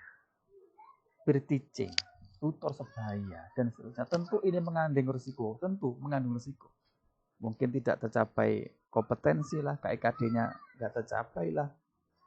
Mungkin bisa jadi kita sebagai guru dianggap kurang menguasai lah, itu risiko. Tapi anak-anak guru-guru abad 21 itu perlu melakukan itu. Nah, kalau ini kita lihat misalnya teori piramida pembelajaran, kita lihatnya kesesuaiannya. Kalau guru kita mengajarkan di kelas itu dengan cara ceramah, anak-anak mendengarkan, itu hanya 5% materi itu diserap oleh anak-anak kita. Ketika guru mengajar, di samping menjelaskan, tapi anak-anak dilatih, difasilitasi untuk membaca, itu 10% materi yang bisa terserap. Coba bandingkan dengan yang paling bawah. Ketika guru cara mengajarnya, itu dengan menjadikan anak-anak fasilitator, atau anak-anak mengajar temannya yang lain, saling belajar dari temannya. Anak-anak diberi kepercayaan untuk mengajari temannya. Itu ternyata 90% materi itu terserap oleh anak itu. Dia akan semakin menguasai itu. Ini sesuai dengan prinsip tadi bahwa guru pada saatnya dituntut untuk berani melakukan itu, mempercayai murid-murid kita untuk mengajar teman-temannya dan seterusnya. Tidak hanya itu, terkait dengan teknologi, bisa jadi anak-anak kita itu lebih canggih penguasaannya teknologi. Kita ketinggalan. Nah, ketika itu terjadi, maka anak-anak kita percayai untuk membantu gurunya menggunakan teknologi itu dalam proses pembelajaran. Tidak perlu malu. Tidak perlu malu. Bahkan Al-Ghazali itu menyatakan, Al-Ghazali apa Kanjeng Nabi, Aukamakol, mohon maaf saya lupa persisnya siapa yang dawuh, la adri minal ilmi. Perkataan guru, sorry saya tidak tahu, itu adalah bagian dari ilmu. Bagian dari ilmu. Dari pengakuan bagi seorang guru bahwa dirinya tidak tahu, itulah hakikat dari ilmu. Nah, akhlak, inilah akhlak sekalian. Mari kita mulai dari sini sekarang. Nah, berikutnya, guru abad 21 adalah guru yang pembelajar sejati. Dia tidak pernah berhenti untuk belajar. Ketika guru berhenti belajar, maka yang terjadi adalah kebodohan belaka. Kebodohan belaka, al-jahil. Karena hakikat kejahilan, kebodohan adalah ketika orang itu tidak sadar bahwa dirinya tidak tahu, kemudian dia tidak mau belajar. Rajulun la yadri wa la yadri annahu la yadri. Orang yang tidak sadar bahwa orang yang tidak tahu, tapi dan juga tidak sadar bahwa dirinya itu tidak tahu, sehingga tidak mau belajar. Siapa dia? Bahwa jahilun. Dialah orang bodoh. Farfuduh, buang saja. Aukamakol, kata Imam Khalil bin Ahmad yang dikutip Imam Al-Ghazali. Bapak Ibu sekalian, ada dua hal yang mesti dipelajari atau guru tidak boleh berhenti. Yang pertama adalah dia harus mengembangkan konten yang diajarkan. Sehingga ketika dia mengajar dalam kelas, selalu ada ilmu baru, informasi baru yang ia sampaikan kepada murid-muridnya. Tidak itu saja, mulai ngajar, mulai zaman alif sampai zaman dal. Yang diajarkan itu saja. Sama materi pelajarannya, akidah akhlak, tapi itu saja yang disampaikan. Itu berarti tidak belajar, tidak mengembangkan ilmunya. Satu. Yang kedua, belajar tentang metodologi, pedagogiknya. Bagaimana cara mengajar yang baik. Karena itu diperlukan Bapak Ibu mesti aktif di organisasi profesi, MGMP, dan seterusnya untuk tidak malu-malu belajar dari best practice, praktek pembelajaran yang terbaik dari teman-temannya untuk terserap kita praktekkan di dalam kelas. Dua hal, belajar konten keilmuannya dan bagaimana mengajarkannya. Saya kira ini dari penting, guru abad 21. Berikutnya adalah seorang guru yang komunikator. Guru mesti komunikator. Ini maksudnya begini, maksudnya. Tadi saya bilang bahwa dengan kemajuan teknologi, kemudian internet, anak-anak kita memungkinkan dia tahu bisa belajar kapan saja, di mana saja, bagaimana saja. Kapan saja tidak peduli waktu, siang, pagi, malam. Di mana saja tidak peduli tempat, dimanapun anak sekarang itu bisa belajar dengan teknologi. Dan bagaimana saja, dalam kondisi apapun, dalam kondisi sakit, gembira, susah, terusnya, dia akan belajar. Nah, ketika anak belajar seperti itu, tentu membutuhkan kehadiran guru. Guru mesti harus hadir mendampingi ketika anak belajar seperti itu. Nah, berikutnya, ketika guru tidak mampu hadir secara fisik mendampingi anak-anak belajar seperti itu, seperti tadi, di mana saja, maka teknologi bisa menggantikan kehadiran guru. Karena itulah guru yang komunikator ini mampu berkomunikasi dengan media apapun, media teknologi untuk mendampingi anak-anaknya ketika belajar. Guru mampu memproduk bahan ajar, media pembelajaran yang sesuai dengan zaman ini. Kemudian itu dimanfaatkan. Itu yang dimaksud dengan guru yang komunikator. Tidak sekedar guru yang ngomongnya enak didengar, yang fasih, yang balaghatul kalamnya oke. Bukan itu, bukan sekedar itu. Itu selesailah, itu selesai.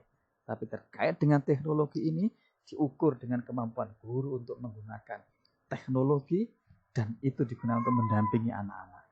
Daripada anak-anak kita itu belajar dari sumber yang salah, yang ada di internet. Lebih baik kan guru yang membuat sendiri melalui berbagai metode media. Konten-konten diisi oleh guru sendiri. Guru yang komunikator. Berikutnya adalah bahwa, ini kira-kira sosok guru yang abad 21 itu. Yang mampu menggunakan berbagai tools, berbagai alat media, teknologi. Toolnya banyak sekali. Nah, berikutnya adalah uswatun hasanah. Tadi ini sudah dijelaskan tadi narasumber dari mana tadi Malang, Banyuwangi, Boyolali, itu hampir semuanya mengarah ke ini. Guru sebagai uswah, sebagai contoh. Saya bilang faqidu syai'i la yu'ti. Guru yang tidak berakhlak tidak mungkin bisa mendidik akhlak. Guru berakhlak sebagai contoh. Guru yang betul-betul berfungsi sebagai guru yang digugu dan ditiru. Yang digugu semua ucapannya. Karena memang ucapannya sesuai dengan kelakuannya. Dan tidak cukup itu, tapi guru yang ditiru semua akhlaknya. Itulah alim. Itulah alim, guru yang hakiki. Rajulun yadri wa yadri anau yadri.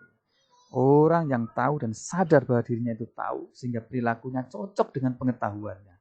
Siapa dia? Bahwa alimun, dialah guru. Fattabi'uhu, ikutilah. Kata Imam Khalil bin Ahmad. Fattabi'u, ini guru menjadi contoh. Tapi contoh apa yang dicontohkan? Menurut saya ini tidak sekedar mencontohkan perilaku yang baik, tidak. Tapi termasuk dalam konteks kehidupan modern adalah mencontohkan bagaimana cara pandang guru terhadap kehidupannya. Ini urusan akidah, urusan akhlak. Bagaimana memandang bahwa dunia hanyalah mazra'atul akhirah, dia bukanlah tujuan. Tujuan pada akhirnya tetap akhirat.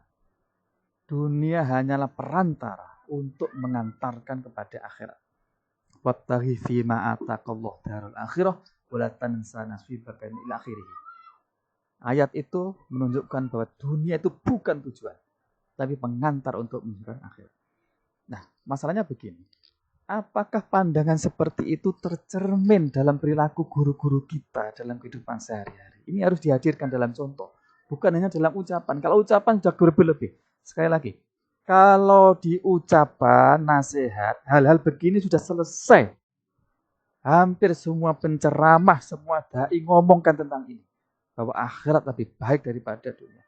Tapi yang mencontohkan di tataran perilaku. Apalah artinya misalnya guru berbusa-busa menjelaskan itu, tapi perilaku yang mempertontonkan kemewahan.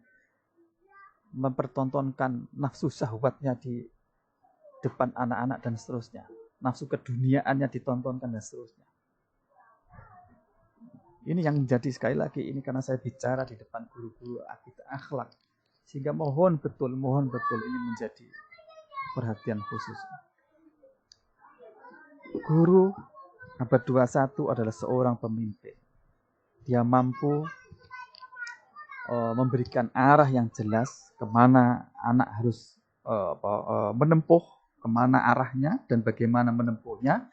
Tidak cukup itu, tapi guru seorang pemimpin ini dia mampu mempengaruhi orang lain untuk mengarahkan kepada kebaikan. Nah, Bapak Ibu sekalian, pendek kata sekalian ini bagaimana sekarang kurikulum kita ini. Ini yang saya jelaskan tadi, Bapak Ibu sekalian. Akidah akhlak mesti arahnya seperti ini. Mata pelajaran akidah akhlak itu mesti membentuk murid-murid kita itu menjadi orang yang berakidah dengan akidah ahli sunnah wal jamaah yang kuat. Kuat artinya dia tidak terombang-ambing dengan hiruk-pikuk dunia ini. Nah, akidah tadi itu mewarnai di dalam cara berpikir dan cara bersikap serta cara bertindaknya. Jadi betul-betul menyerap dalam dirinya. Bukan menjadikan anak-anak kita tahu tentang akidah ahli sunnah wal jamaah itu apa. Bukan itu yang menjadi tujuan daripada pelajaran akidah akhlak ini. Sekali lagi tujuannya adalah bagaimana menjadikan anak itu berakidah kuat.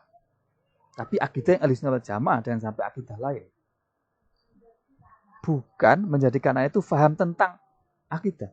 apa itu ahli sunnah jamaah, apa itu sifat nafsiyah, apa sifat salbiyah, apa sifat ma'ani, apa sifat... Bukan itu. Tapi sejauh mana akidah itu kemudian dia meresap dalam dirinya yang mempengaruhi ia dalam cara berpikir, cara bersikap, dan cara bertindaknya. Inilah arah dari kurikulum ini. Dan tentu itu tidak cukup hanya diajarkan di dalam kelas sekali lagi. Harus dipraktekkan, dibiasakan, dikondisikan, dan seterusnya. Itu satu. Yang kedua tentang akhlaknya bagaimana. Menjadikan bagaimana murid-murid kita itu berakhlak mulia. Satu sisi. Sisi lain dia bersih dari akhlak madmumah tercela. Jadi dua sisi. Konsep tahliyah dan takhliyah. Ini salah satu keistimewaan atau perubahan yang ada di KMA ini daripada KMA sebelumnya. Di sini sudah dipilah dan pilih bagaimana pelajaran akhlak itu betul-betul menjadikan anak itu keseimbangan antara bagaimana dia itu membersihkan dirinya dari akhlak madmumah, iri, dengki, ujub, riya, dan seterusnya itu. Tapi satu sisi itu menanamkan akhlak baiknya. Apalah artinya anak dibiasakan akhlak baik, menghiasi, tapi hatinya masih kotor. Maka tidak banyak begitu pengaruh dan banyak berguna. Nah, karena itulah di konsep dalam pelajaran akidah akhlak di KMA ini, itu kalau Bapak Ibu perhatikan struktur KIKD-nya, itu ada keseimbangan itu. Satu sisi menanamkan akhlak yang baik, satu sisi membersihkan yang buruk. Nah, itu ditempuh dengan melalui berbagai cara. Salah satu adalah menghadirkan kisah-kisah. Kisah-kisah pun ada yang kisah-kisah yang buruk untuk dijadikan pelajaran, dan kisah-kisah yang baik, uswatun hasanah, untuk dijadikan sebagai contoh yang baik. Dan itu sudah diatur sedemikian rupa sehingga kira-kira anak dengan belajar materi akidah akhlak yang sudah disusun di KMA ini, itu harapannya seperti ini, yaitu membentuk. Nah, jadi bukan sekedar menjadikan murid-murid kita itu mengerti tentang akhlak. Dia tahu apa sih jujur, tapi akhlaknya pembohong. Ini bermasalah. Jadi yang penting adalah biarlah anak nggak tahu apa itu jujur, tapi akhlaknya jujur. Biar anak nggak tahu apa itu definisi tawadhu, ialah nggak tahu, oke, nggak masalah. Tapi dia orang yang tawadhu. Dia orang yang yang menghargai orang lain, dia bisa berbeda dengan orang lain, dan seterusnya. Ini sekali lagi melalui proses pembentukan, bukan melalui proses pengajaran semata. Faktanya tantangan kita seperti ini sekalian. Anak-anak kita yang kita hadapi ini anak generasi Z, anak milenial yang berbeda dengan kita waktu kecil. Perilakunya ini karena pengaruh zaman ya cenderung hedonis, pragmatis, materialistik. Artinya yang dipikirkan itu yang penting senang, yang penting gembira, yang penting happy. Ini merasuk ke siapa saja ini. Ini tantangan hidup kita. Ini resiko hidup di zaman akhir seperti ini. Sekulerisme, liberalisme. Yang penting lagi sekarang ini, paham keagamaan transnasional terkoneksi dengan dunia global. Ini sudah mewarnai dalam pemahaman keagamaan kita. Sehingga beberapa dekade terakhir, pola kehidupan keberagamaan kita itu cenderung ke kanan. Jadi mestinya kan mesti moderat, tengah. Tidak ekstrim kanan dan tidak ekstrim kiri. Kanan itu maksudnya pemahaman agama yang tekstualis, kaku, parsial. Pokoknya maunya Quran dan hadis, selain itu enggak mau. Quran, hadis, pokoknya nggak sesuai, kafir, nggak sesuai, ini berarti berdosa, murtad, paling benar itu saya. Nah itu yang ciri khas dari pemahaman tekstualis itu, yang ekstrim kanan. Tentu kita anak-anak kita nggak boleh seperti itu. Harus kita tarik ke tengah. Tidak pula boleh ekstrim kiri, yang liberalis. Apa saja asalkan sesuai dengan logika, akal, oke. Sekalipun bertentangan dengan syariat, oke. Tidak seperti itu. Tapi kita tarik ke tengah. Akal tetap digunakan untuk memahami teks-teks agama dikontekstualkan dengan kehidupan berbangsa dan bernegara. Ini yang harus kita pertahankan dalam akidah akhlak ini, dan itu sudah tercermin di dalam, insya Allah di dalam KIKD kita. Nah, Bapak Ibu sekalian, menghadapi tentang seperti itu, ini arah tujuan kurikulum kita. Kemudian, nah kira-kira ini yang insan yang kita bentuk itu ini. Anak-anak itu, siapapun kita, manusia itu punya potensi akal, hati, nafsu, dan fisik. Semuanya mesti difungsikan dengan baik. Nafsu tidak boleh dibunuh, dihilangkan sama sekali. Tapi nafsu tetap, karena dengan nafsu hidup menjadi dinamis, dia punya ghiroh, gitu. Nah, itu didukung oleh fisik yang kuat, tapi dia tetap manut dengan isyarah petunjuk akal yang sehat dan pertimbangan hati yang bersih tadi itu. Sehingga jadilah anak-anak kita itu harapannya dengan PAI itu menjadi ibadatullah dan khalifatullah fil ardh. Ibadatullah artinya menjadi hamba yang baik untuk dirinya dan baik untuk orang lain. Tidak cukup itu, tapi dia mampu berperan di dalam kehidupan dunia ini dengan memakmurkan, menyejahterakan bumi ini. Itulah khalifatullah. Dia berperan itu. Tentu untuk bisa berperan dua ini, profilnya adalah sebagaimana dalam Al-Qur'an itu kan, inna khairam man istajarta al-qawiyun al-amin. Qawi dan amin. Qawi artinya kompetensi, kemampuan, keterampilan. Amin artinya akhlak. Jadi satu sisi kompetensinya hebat, top, tapi satu sisi amin, akhlaknya tinggi. Mampu mengawinkan ini. Itulah kira-kira sosok dengan PAI ini, dengan belajar akidah akhlak ini menjadi ibadatullah dan khalifatullah fil ardh. Nah, kekhasan dari arah kurikulum kita itu seperti ini Bapak Ibu sekalian. Kita ingin mengembalikan ruh madrasah. Ruh madrasah di era zaman global yang sudah mulai semakin edan ini. Sudah saatnya kita harus segera bertindak untuk mengembalikan ruh madrasah. Ruh madrasah ini dicirikan beberapa hal. Setidaknya yang pertama, hubungan keterkaitan antara guru dengan murid itu mesti diikat dengan mahabbah fillah. Guru membutuhkan murid, murid juga membutuhkan guru. Sehingga interaksi saling membutuhkan, kedua-duanya diikat mahabbah fillah, sama-sama menuju kepada Allah. Lah menuju kepada Allah itu namanya muridun ilallah. Makanya anak-anak madrasah disebut murid. Siswa-siswa madrasah disebut murid, ay muridun ilallah. Sama-sama bersama gurunya menuju kepada Allah Subhanahu wa taala. Dan itu diikat dengan mahabbah. Kalau cara pandang guru seperti ini, maka nanti apapun yang dilakukan oleh guru ketika proses pembelajaran semua mengandung nilai ibadah. Apapun itu. Kepala madrasah ketika oret-oret tanda tangan, itu juga ibadah. Jadi, ibadahnya guru itu ya dengan cara mengajar. Mengajar itulah ibadahnya guru. Jangan pernah dilepaskan konteks mengajar dengan ibadah.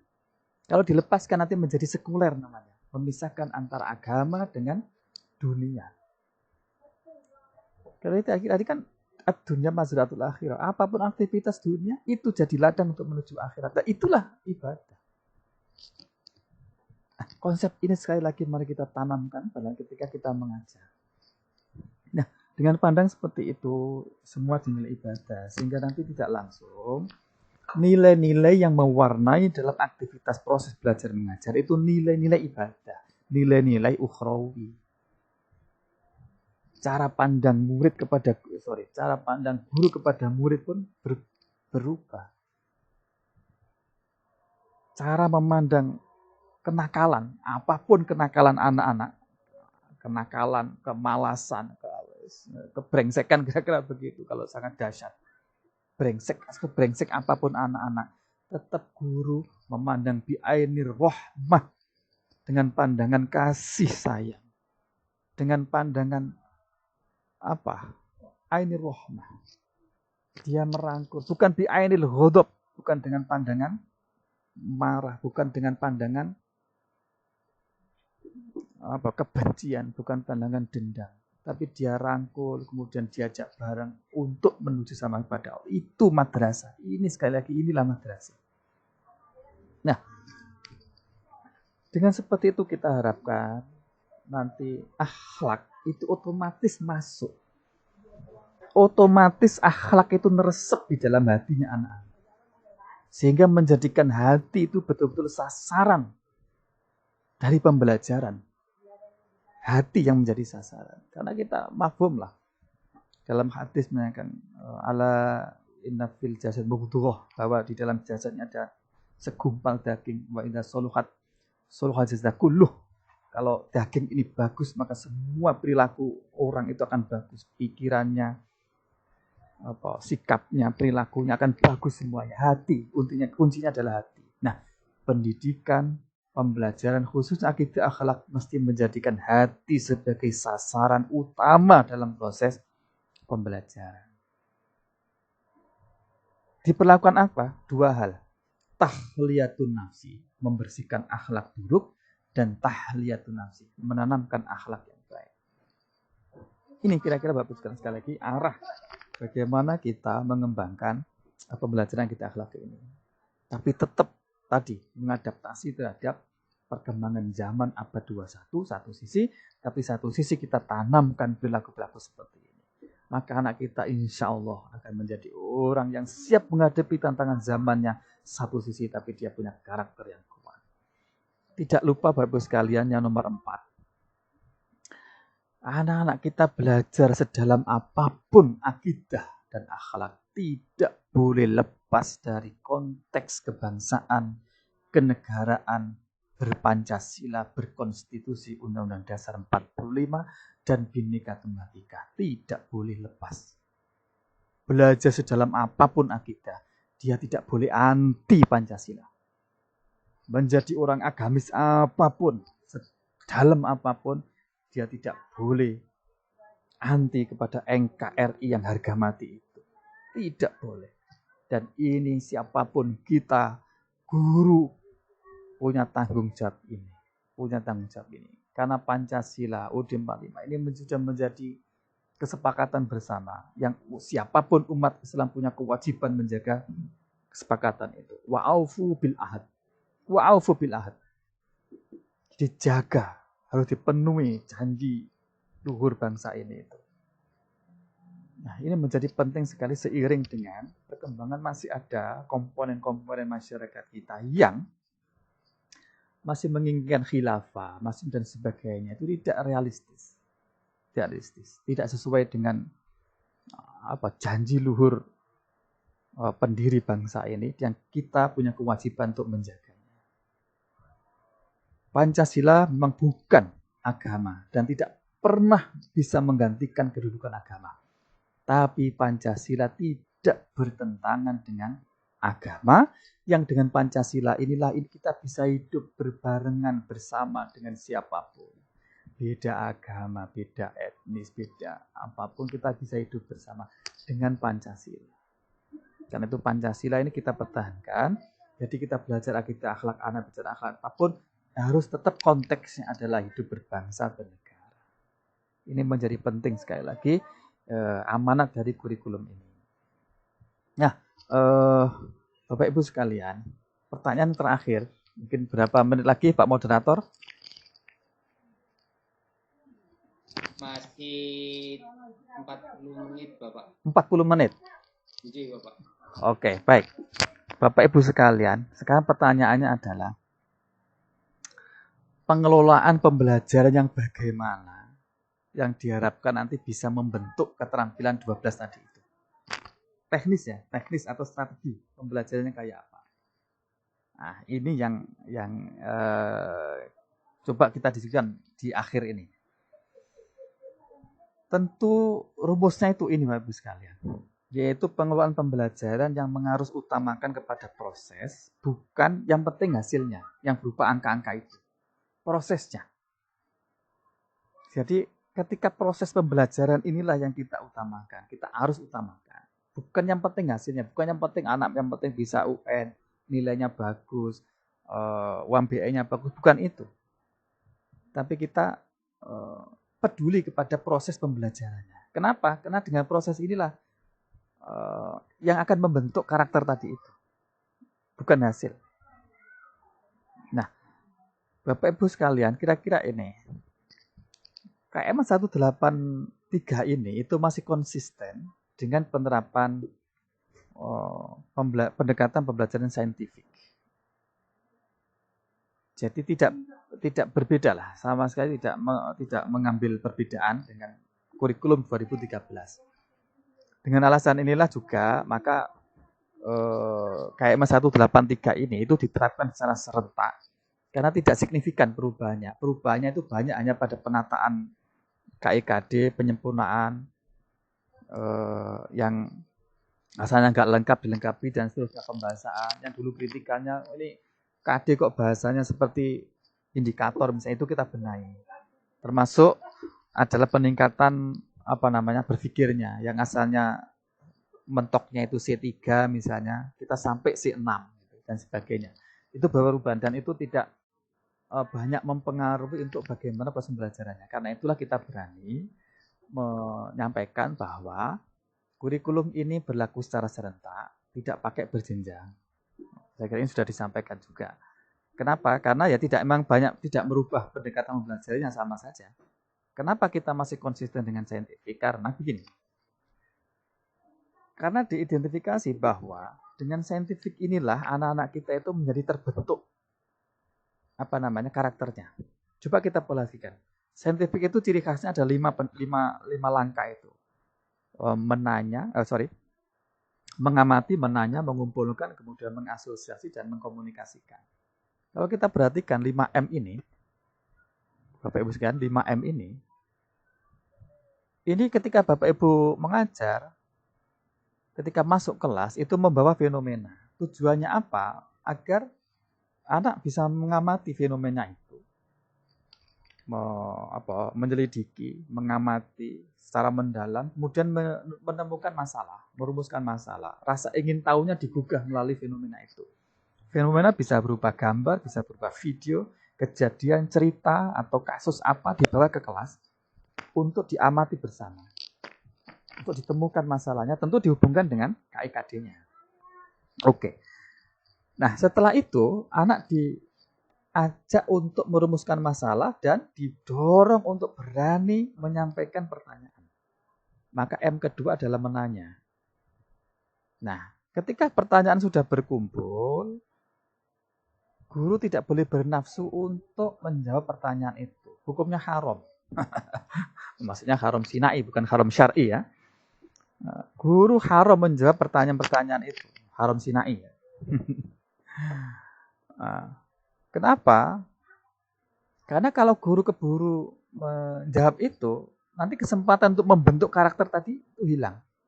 Padahal karakter ini yang lebih penting nanti itu ketika dia hidup sesungguhnya di masyarakat. Tapi guru apa yang dilakukan? Guru memfasilitasi untuk bagaimana anak itu mencari jawabannya sendiri melalui berbagai cara, berbagai metode, dengan mengakses informasi, mencari pengetahuan dengan baca, perpustakaan, diskusi, wawancara, mengakses internet, dan seterusnya.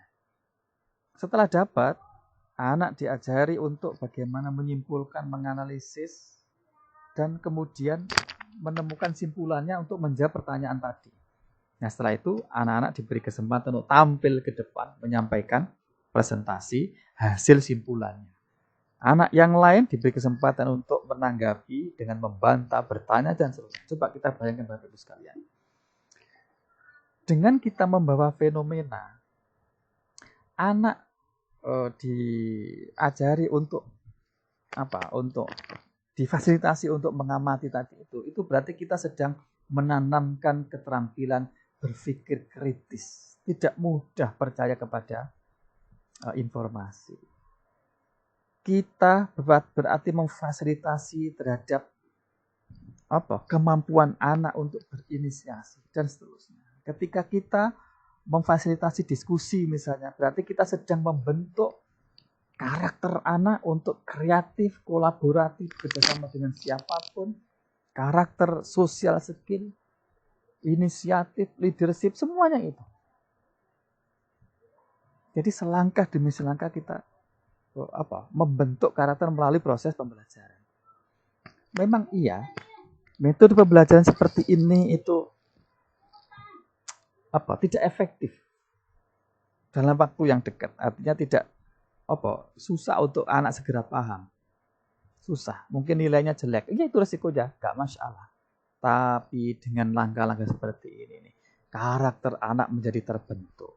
Anak akan menjadi kritik, kreatif, kolaboratif, dan komunikatif. Coba perhatikan Bapak Ibu sekalian. Kalau ini andaikan saja, misalnya di sini ada MTS 1 Kebumen. Kalau MTS 1 Kebumen ini andaikan punya 20 guru yang semuanya itu menerapkan 5M ini, semuanya secara serentak.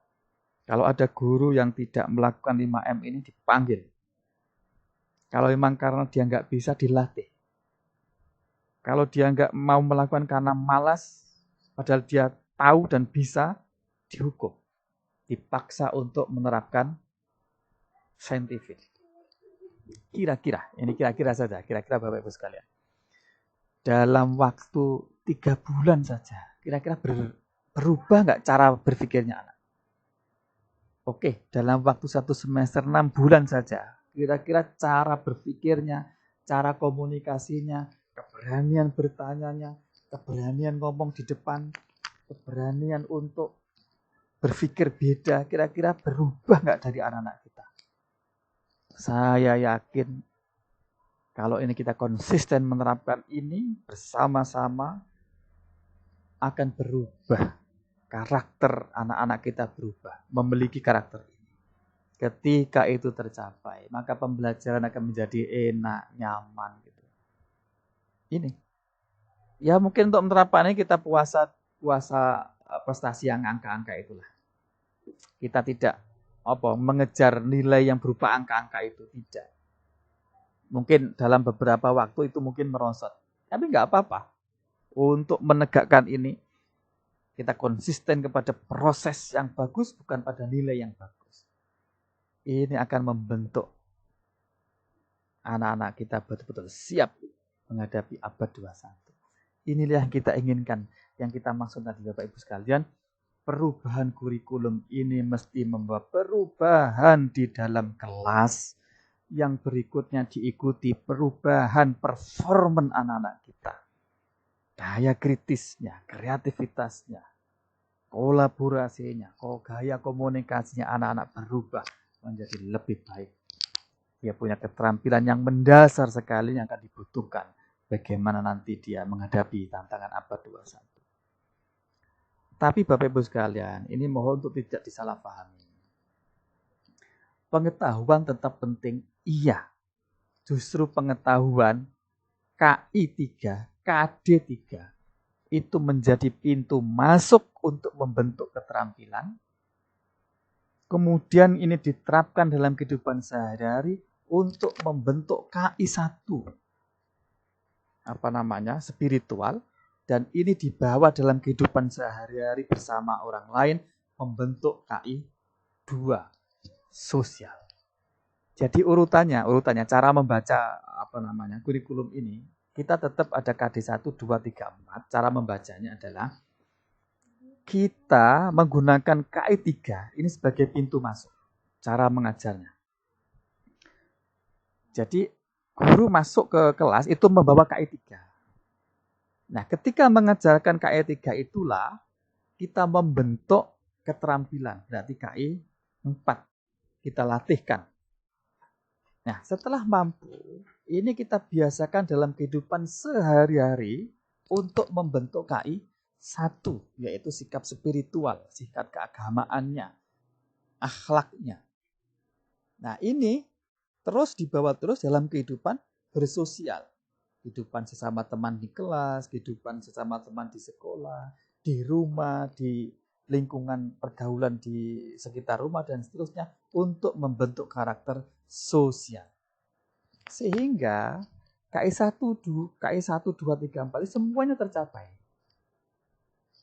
Nah, itu kira-kira cara pendekatan, cara membaca kurikulum ini. kita tetap mempertahankan KI 1, 2, 3 karena inilah diperkirakan sesuai menurut kajian kita, sesuai dengan konteks bagaimana membentuk karakter ini. Sekalipun di sekolah-sekolah Kemendikbud misalnya sudah ada pemikiran untuk menghilangkan itu, tapi kita konsisten karena akhlak bagi madrasah adalah segalanya. Akhlak bagi madrasah adalah segalanya. Nah, Bapak Ibu sekalian, dalam proses pembelajaran seperti tadi itu mesti diimbangi dengan penilaian yang autentik. Jadi ke depan akidah akhlak ini betul-betul autentik penilaiannya. Itulah sebabnya kenapa kemarin di tahun 2018 akhir Kementerian Agama melalui Direktorat KSKK Madrasah itu mengeluarkan akidah akhlak dan bahasa Arab dari UMBN. Akidah akhlak dan bahasa Arab tidak di UMBN kan, tapi di USBN kan. Itu pertimbangannya ini. Karakteristik mata pelajaran ini berbeda. Karena tadi saya bilang tadi bahwa akidah akhlak itu membentuk anak berakidah dan membentuk berakhlak. Tentu penilaiannya itu harus betul-betul autentik bagaimana kelakuan sehari-hari. Dan itu hanya bisa diukur dengan menggunakan penilaian sekolah. UMBN yang menggunakan komputer itu tidak pernah bisa mengukur terhadap perubahan akhlak anak-anak kita. Dia hanya mengukur pengetahuan tentang akhlak. Tidak bisa mengukur perubahan akhlak.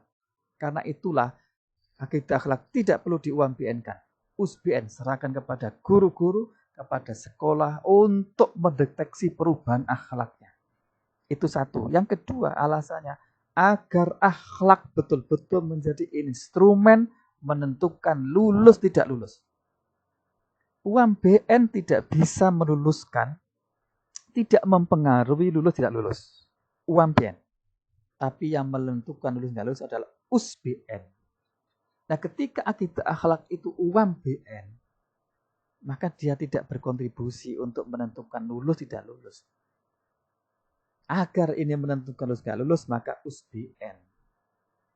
Dan itu berbasis autentik, akhlak nyata dalam kehidupan sehari-hari. Kalau berani madrasah mesti misalnya ada anak yang berani tawuran, berani melawan guru, tidak naik kelas. Itu kan real dan seterusnya. Bapak mohon maaf, waktunya kita tinggal 7 menit Bapak. 7 menit. Paling akhir, Bapak Ibu sekalian, hot. Sekarang tidak ditolerir lagi soal-soal yang hot. Pastikan semua soal adalah hot. Higher order thinking skill. Inti dari penilaian hot adalah anak menjawab soal itu mikir, menganalisis, bukan menghafal, bukan mengingat. Contoh, sekedar contoh sederhana saja. Kalau soal berbunyi, jelaskan pengertian sholat. Paling jawabannya, sholat adalah perbuatan diawali dengan takbir, diakhiri dengan salam. Mengingat apa ya? Tapi coba pertanyaannya dirubah sedikit saja, dirubah begini. Ketika Ivan Dimas mencetak gol, pemain nasional mencetak gol, kemudian lari ke pojok dan sujud syukur. Pertanyaannya, sholatkah dia? Coba, untuk menjawab pertanyaan kedua ini, dasarnya tetap pengetahuan yang pertama tadi. Apa itu sholat? Tapi untuk menentukan itu sholat apa tidak, dia harus berpikir dalam apa itu sholat. Kemudian dikaitkan dengan kasus situasi yang disajikan. Kemudian anak diminta untuk mengambil keputusan dan seterusnya. Itulah soal-soal yang karakteristik hot. Nah, kita harapkan soal-soal ke depan itu soal-soal seperti itu. Apa tujuannya? Salah satunya adalah dengan soal hot nanti kita merubah soal proses pembelajarannya. Coba, kalau soal pertama, jelaskan pengertian sholat. Paling cara mengajarnya adalah ceramah. Ceramah. Anak disuruh membaca. Tapi kalau soalnya kedua, Ivan Bahdim, Ivan Dimas, gol, sujud syukur. Cara mengajarnya gimana kira-kira? Cara mengajarnya tentu dengan studi kasus. Proyek, problem solving. anak diskusi dan seterusnya, itu lebih mengasyikkan dan sesuai dengan tuntutan abad 21, bukan ceramah lagi. Jadi meningkatkan kualitas proses pembelajaran melalui peningkatan penilaian dengan hot. Itulah kira-kira keterkaitan bagaimana ke depan kita mengelola pembelajaran dengan penilaian itu sehingga saling klop. Bapak Ibu sekalian, paling akhir sebagai penutup, inilah yang kita inginkan tadi, banyak saya sampaikan. Kita ingin mengembalikan ruh madrasah dengan cara ketika melakukan pembelajaran seperti ini. Hubungan guru murid diikat mahabbah fillah, berorientasi ibadah. Kita memandang kenakalan anak tetap dia nih rahmah, bukan bi'anil ghadab, bukan dengan pandangan hawa nafsu. Menjadikan hati sebagai sasaran utama dan harus utamakan akhlak, keridhaan guru. Apalah artinya anak pinter, hati guru tidak ridho. Dia hanyalah sengsara dalam kehidupannya. Ini tentu kita percayai dan kita yakini itu sebagai madrasah. Dan itu kemudian kita pedomani ketika kita mengajar di madrasah. Upaya mujahadah dan riyadhah mesti dibangun di sekolah itu, di kelas syukur-syukur. Mujahadah dan riyadhah. Anak dibiasakan untuk misalnya Bapak Ibu sekalian, untuk membentuk karakter anak tadi itu, membersihkan hatinya. Coba dibiasakan misalnya dawamul dzikri. Anak-anak diajak untuk selalu, kapanpun, dimanapun berzikir. Tentu bukan berzikir, la ilaha, bukan itu. Bukan la ilaha illallah, bukan itu. Tapi bagaimana selalu mengingat Allah. Kita melakukan apapun, dia ingat Allah. Ketika itu terjadi, berarti akidahnya sudah meresap di hati. Misalkan anak diajak dawamul wudu, selalu dalam kondisi suci. Batal wudu. Insya Allah terbentuk. Hatinya akan terbentuk. Anak-anak diajarkan untuk selalu berlatih bagaimana menghilangkan kesombongan, bagaimana menghilangkan hasud, tapi menggunakan latihan. Karena perilaku terbentuk tadi itu. Ilmu gak cukup, tapi harus hal baru bisa amal dan seterusnya. Inilah yang kita inginkan Bapak Ibu sekalian. Apapun, inilah upaya maksimal yang bisa Kementerian Agama lakukan. Tetap pada akhirnya Allah Subhanahu wa taala yang menentukan. Karena itu ada saatnya ketika Bapak Ibu menghadapi kenakalan anak, serahkan kepada Allah. Ba'dal maktubah di Fatihah itu anaknya. Ya Allah, anak saya namanya Fauzi dari Malang ini. Ya Allah, enggak berubah ya Allah, muka-muka Al-Fatihah di Fatihah. Upaya-upaya inilah yang sekarang mulai hilang di dunia pendidikan kita, apalagi di sekolah. Mari kita kembalikan di dunia madrasah seperti itu. Di dunia madrasah. Sekian apapun, semoga bermanfaat berkah untuk kita semuanya. Khususnya kepada semua peserta didik kita. Semoga hatinya futuh oleh Allah Subhanahu wa taala. Akhirul kalam. Terima kasih Bapak Ibu sekalian perhatiannya, dan mohon maaf kalau kata-kata saya tidak berkenan di hati. Kalau ada mungkin tidak pas bahasanya. Kalau ada masalah silakan Bapak Ibu komunikasi lewat nomor saya tadi sudah ada. Dan sekali lagi mohon maaf, akhirul kalam. Wassalamualaikum warahmatullahi wabarakatuh. Waalaikumsalam warahmatullahi wabarakatuh. Baik, terima kasih kepada Bapak. Pas waktunya ya. Terima kasih Bapak. Terima kasih, dan terima kasih juga untuk Bapak dan Ibu guru se-Jawa dan Bali atas semangatnya, atas atensinya Bapak dan Ibu.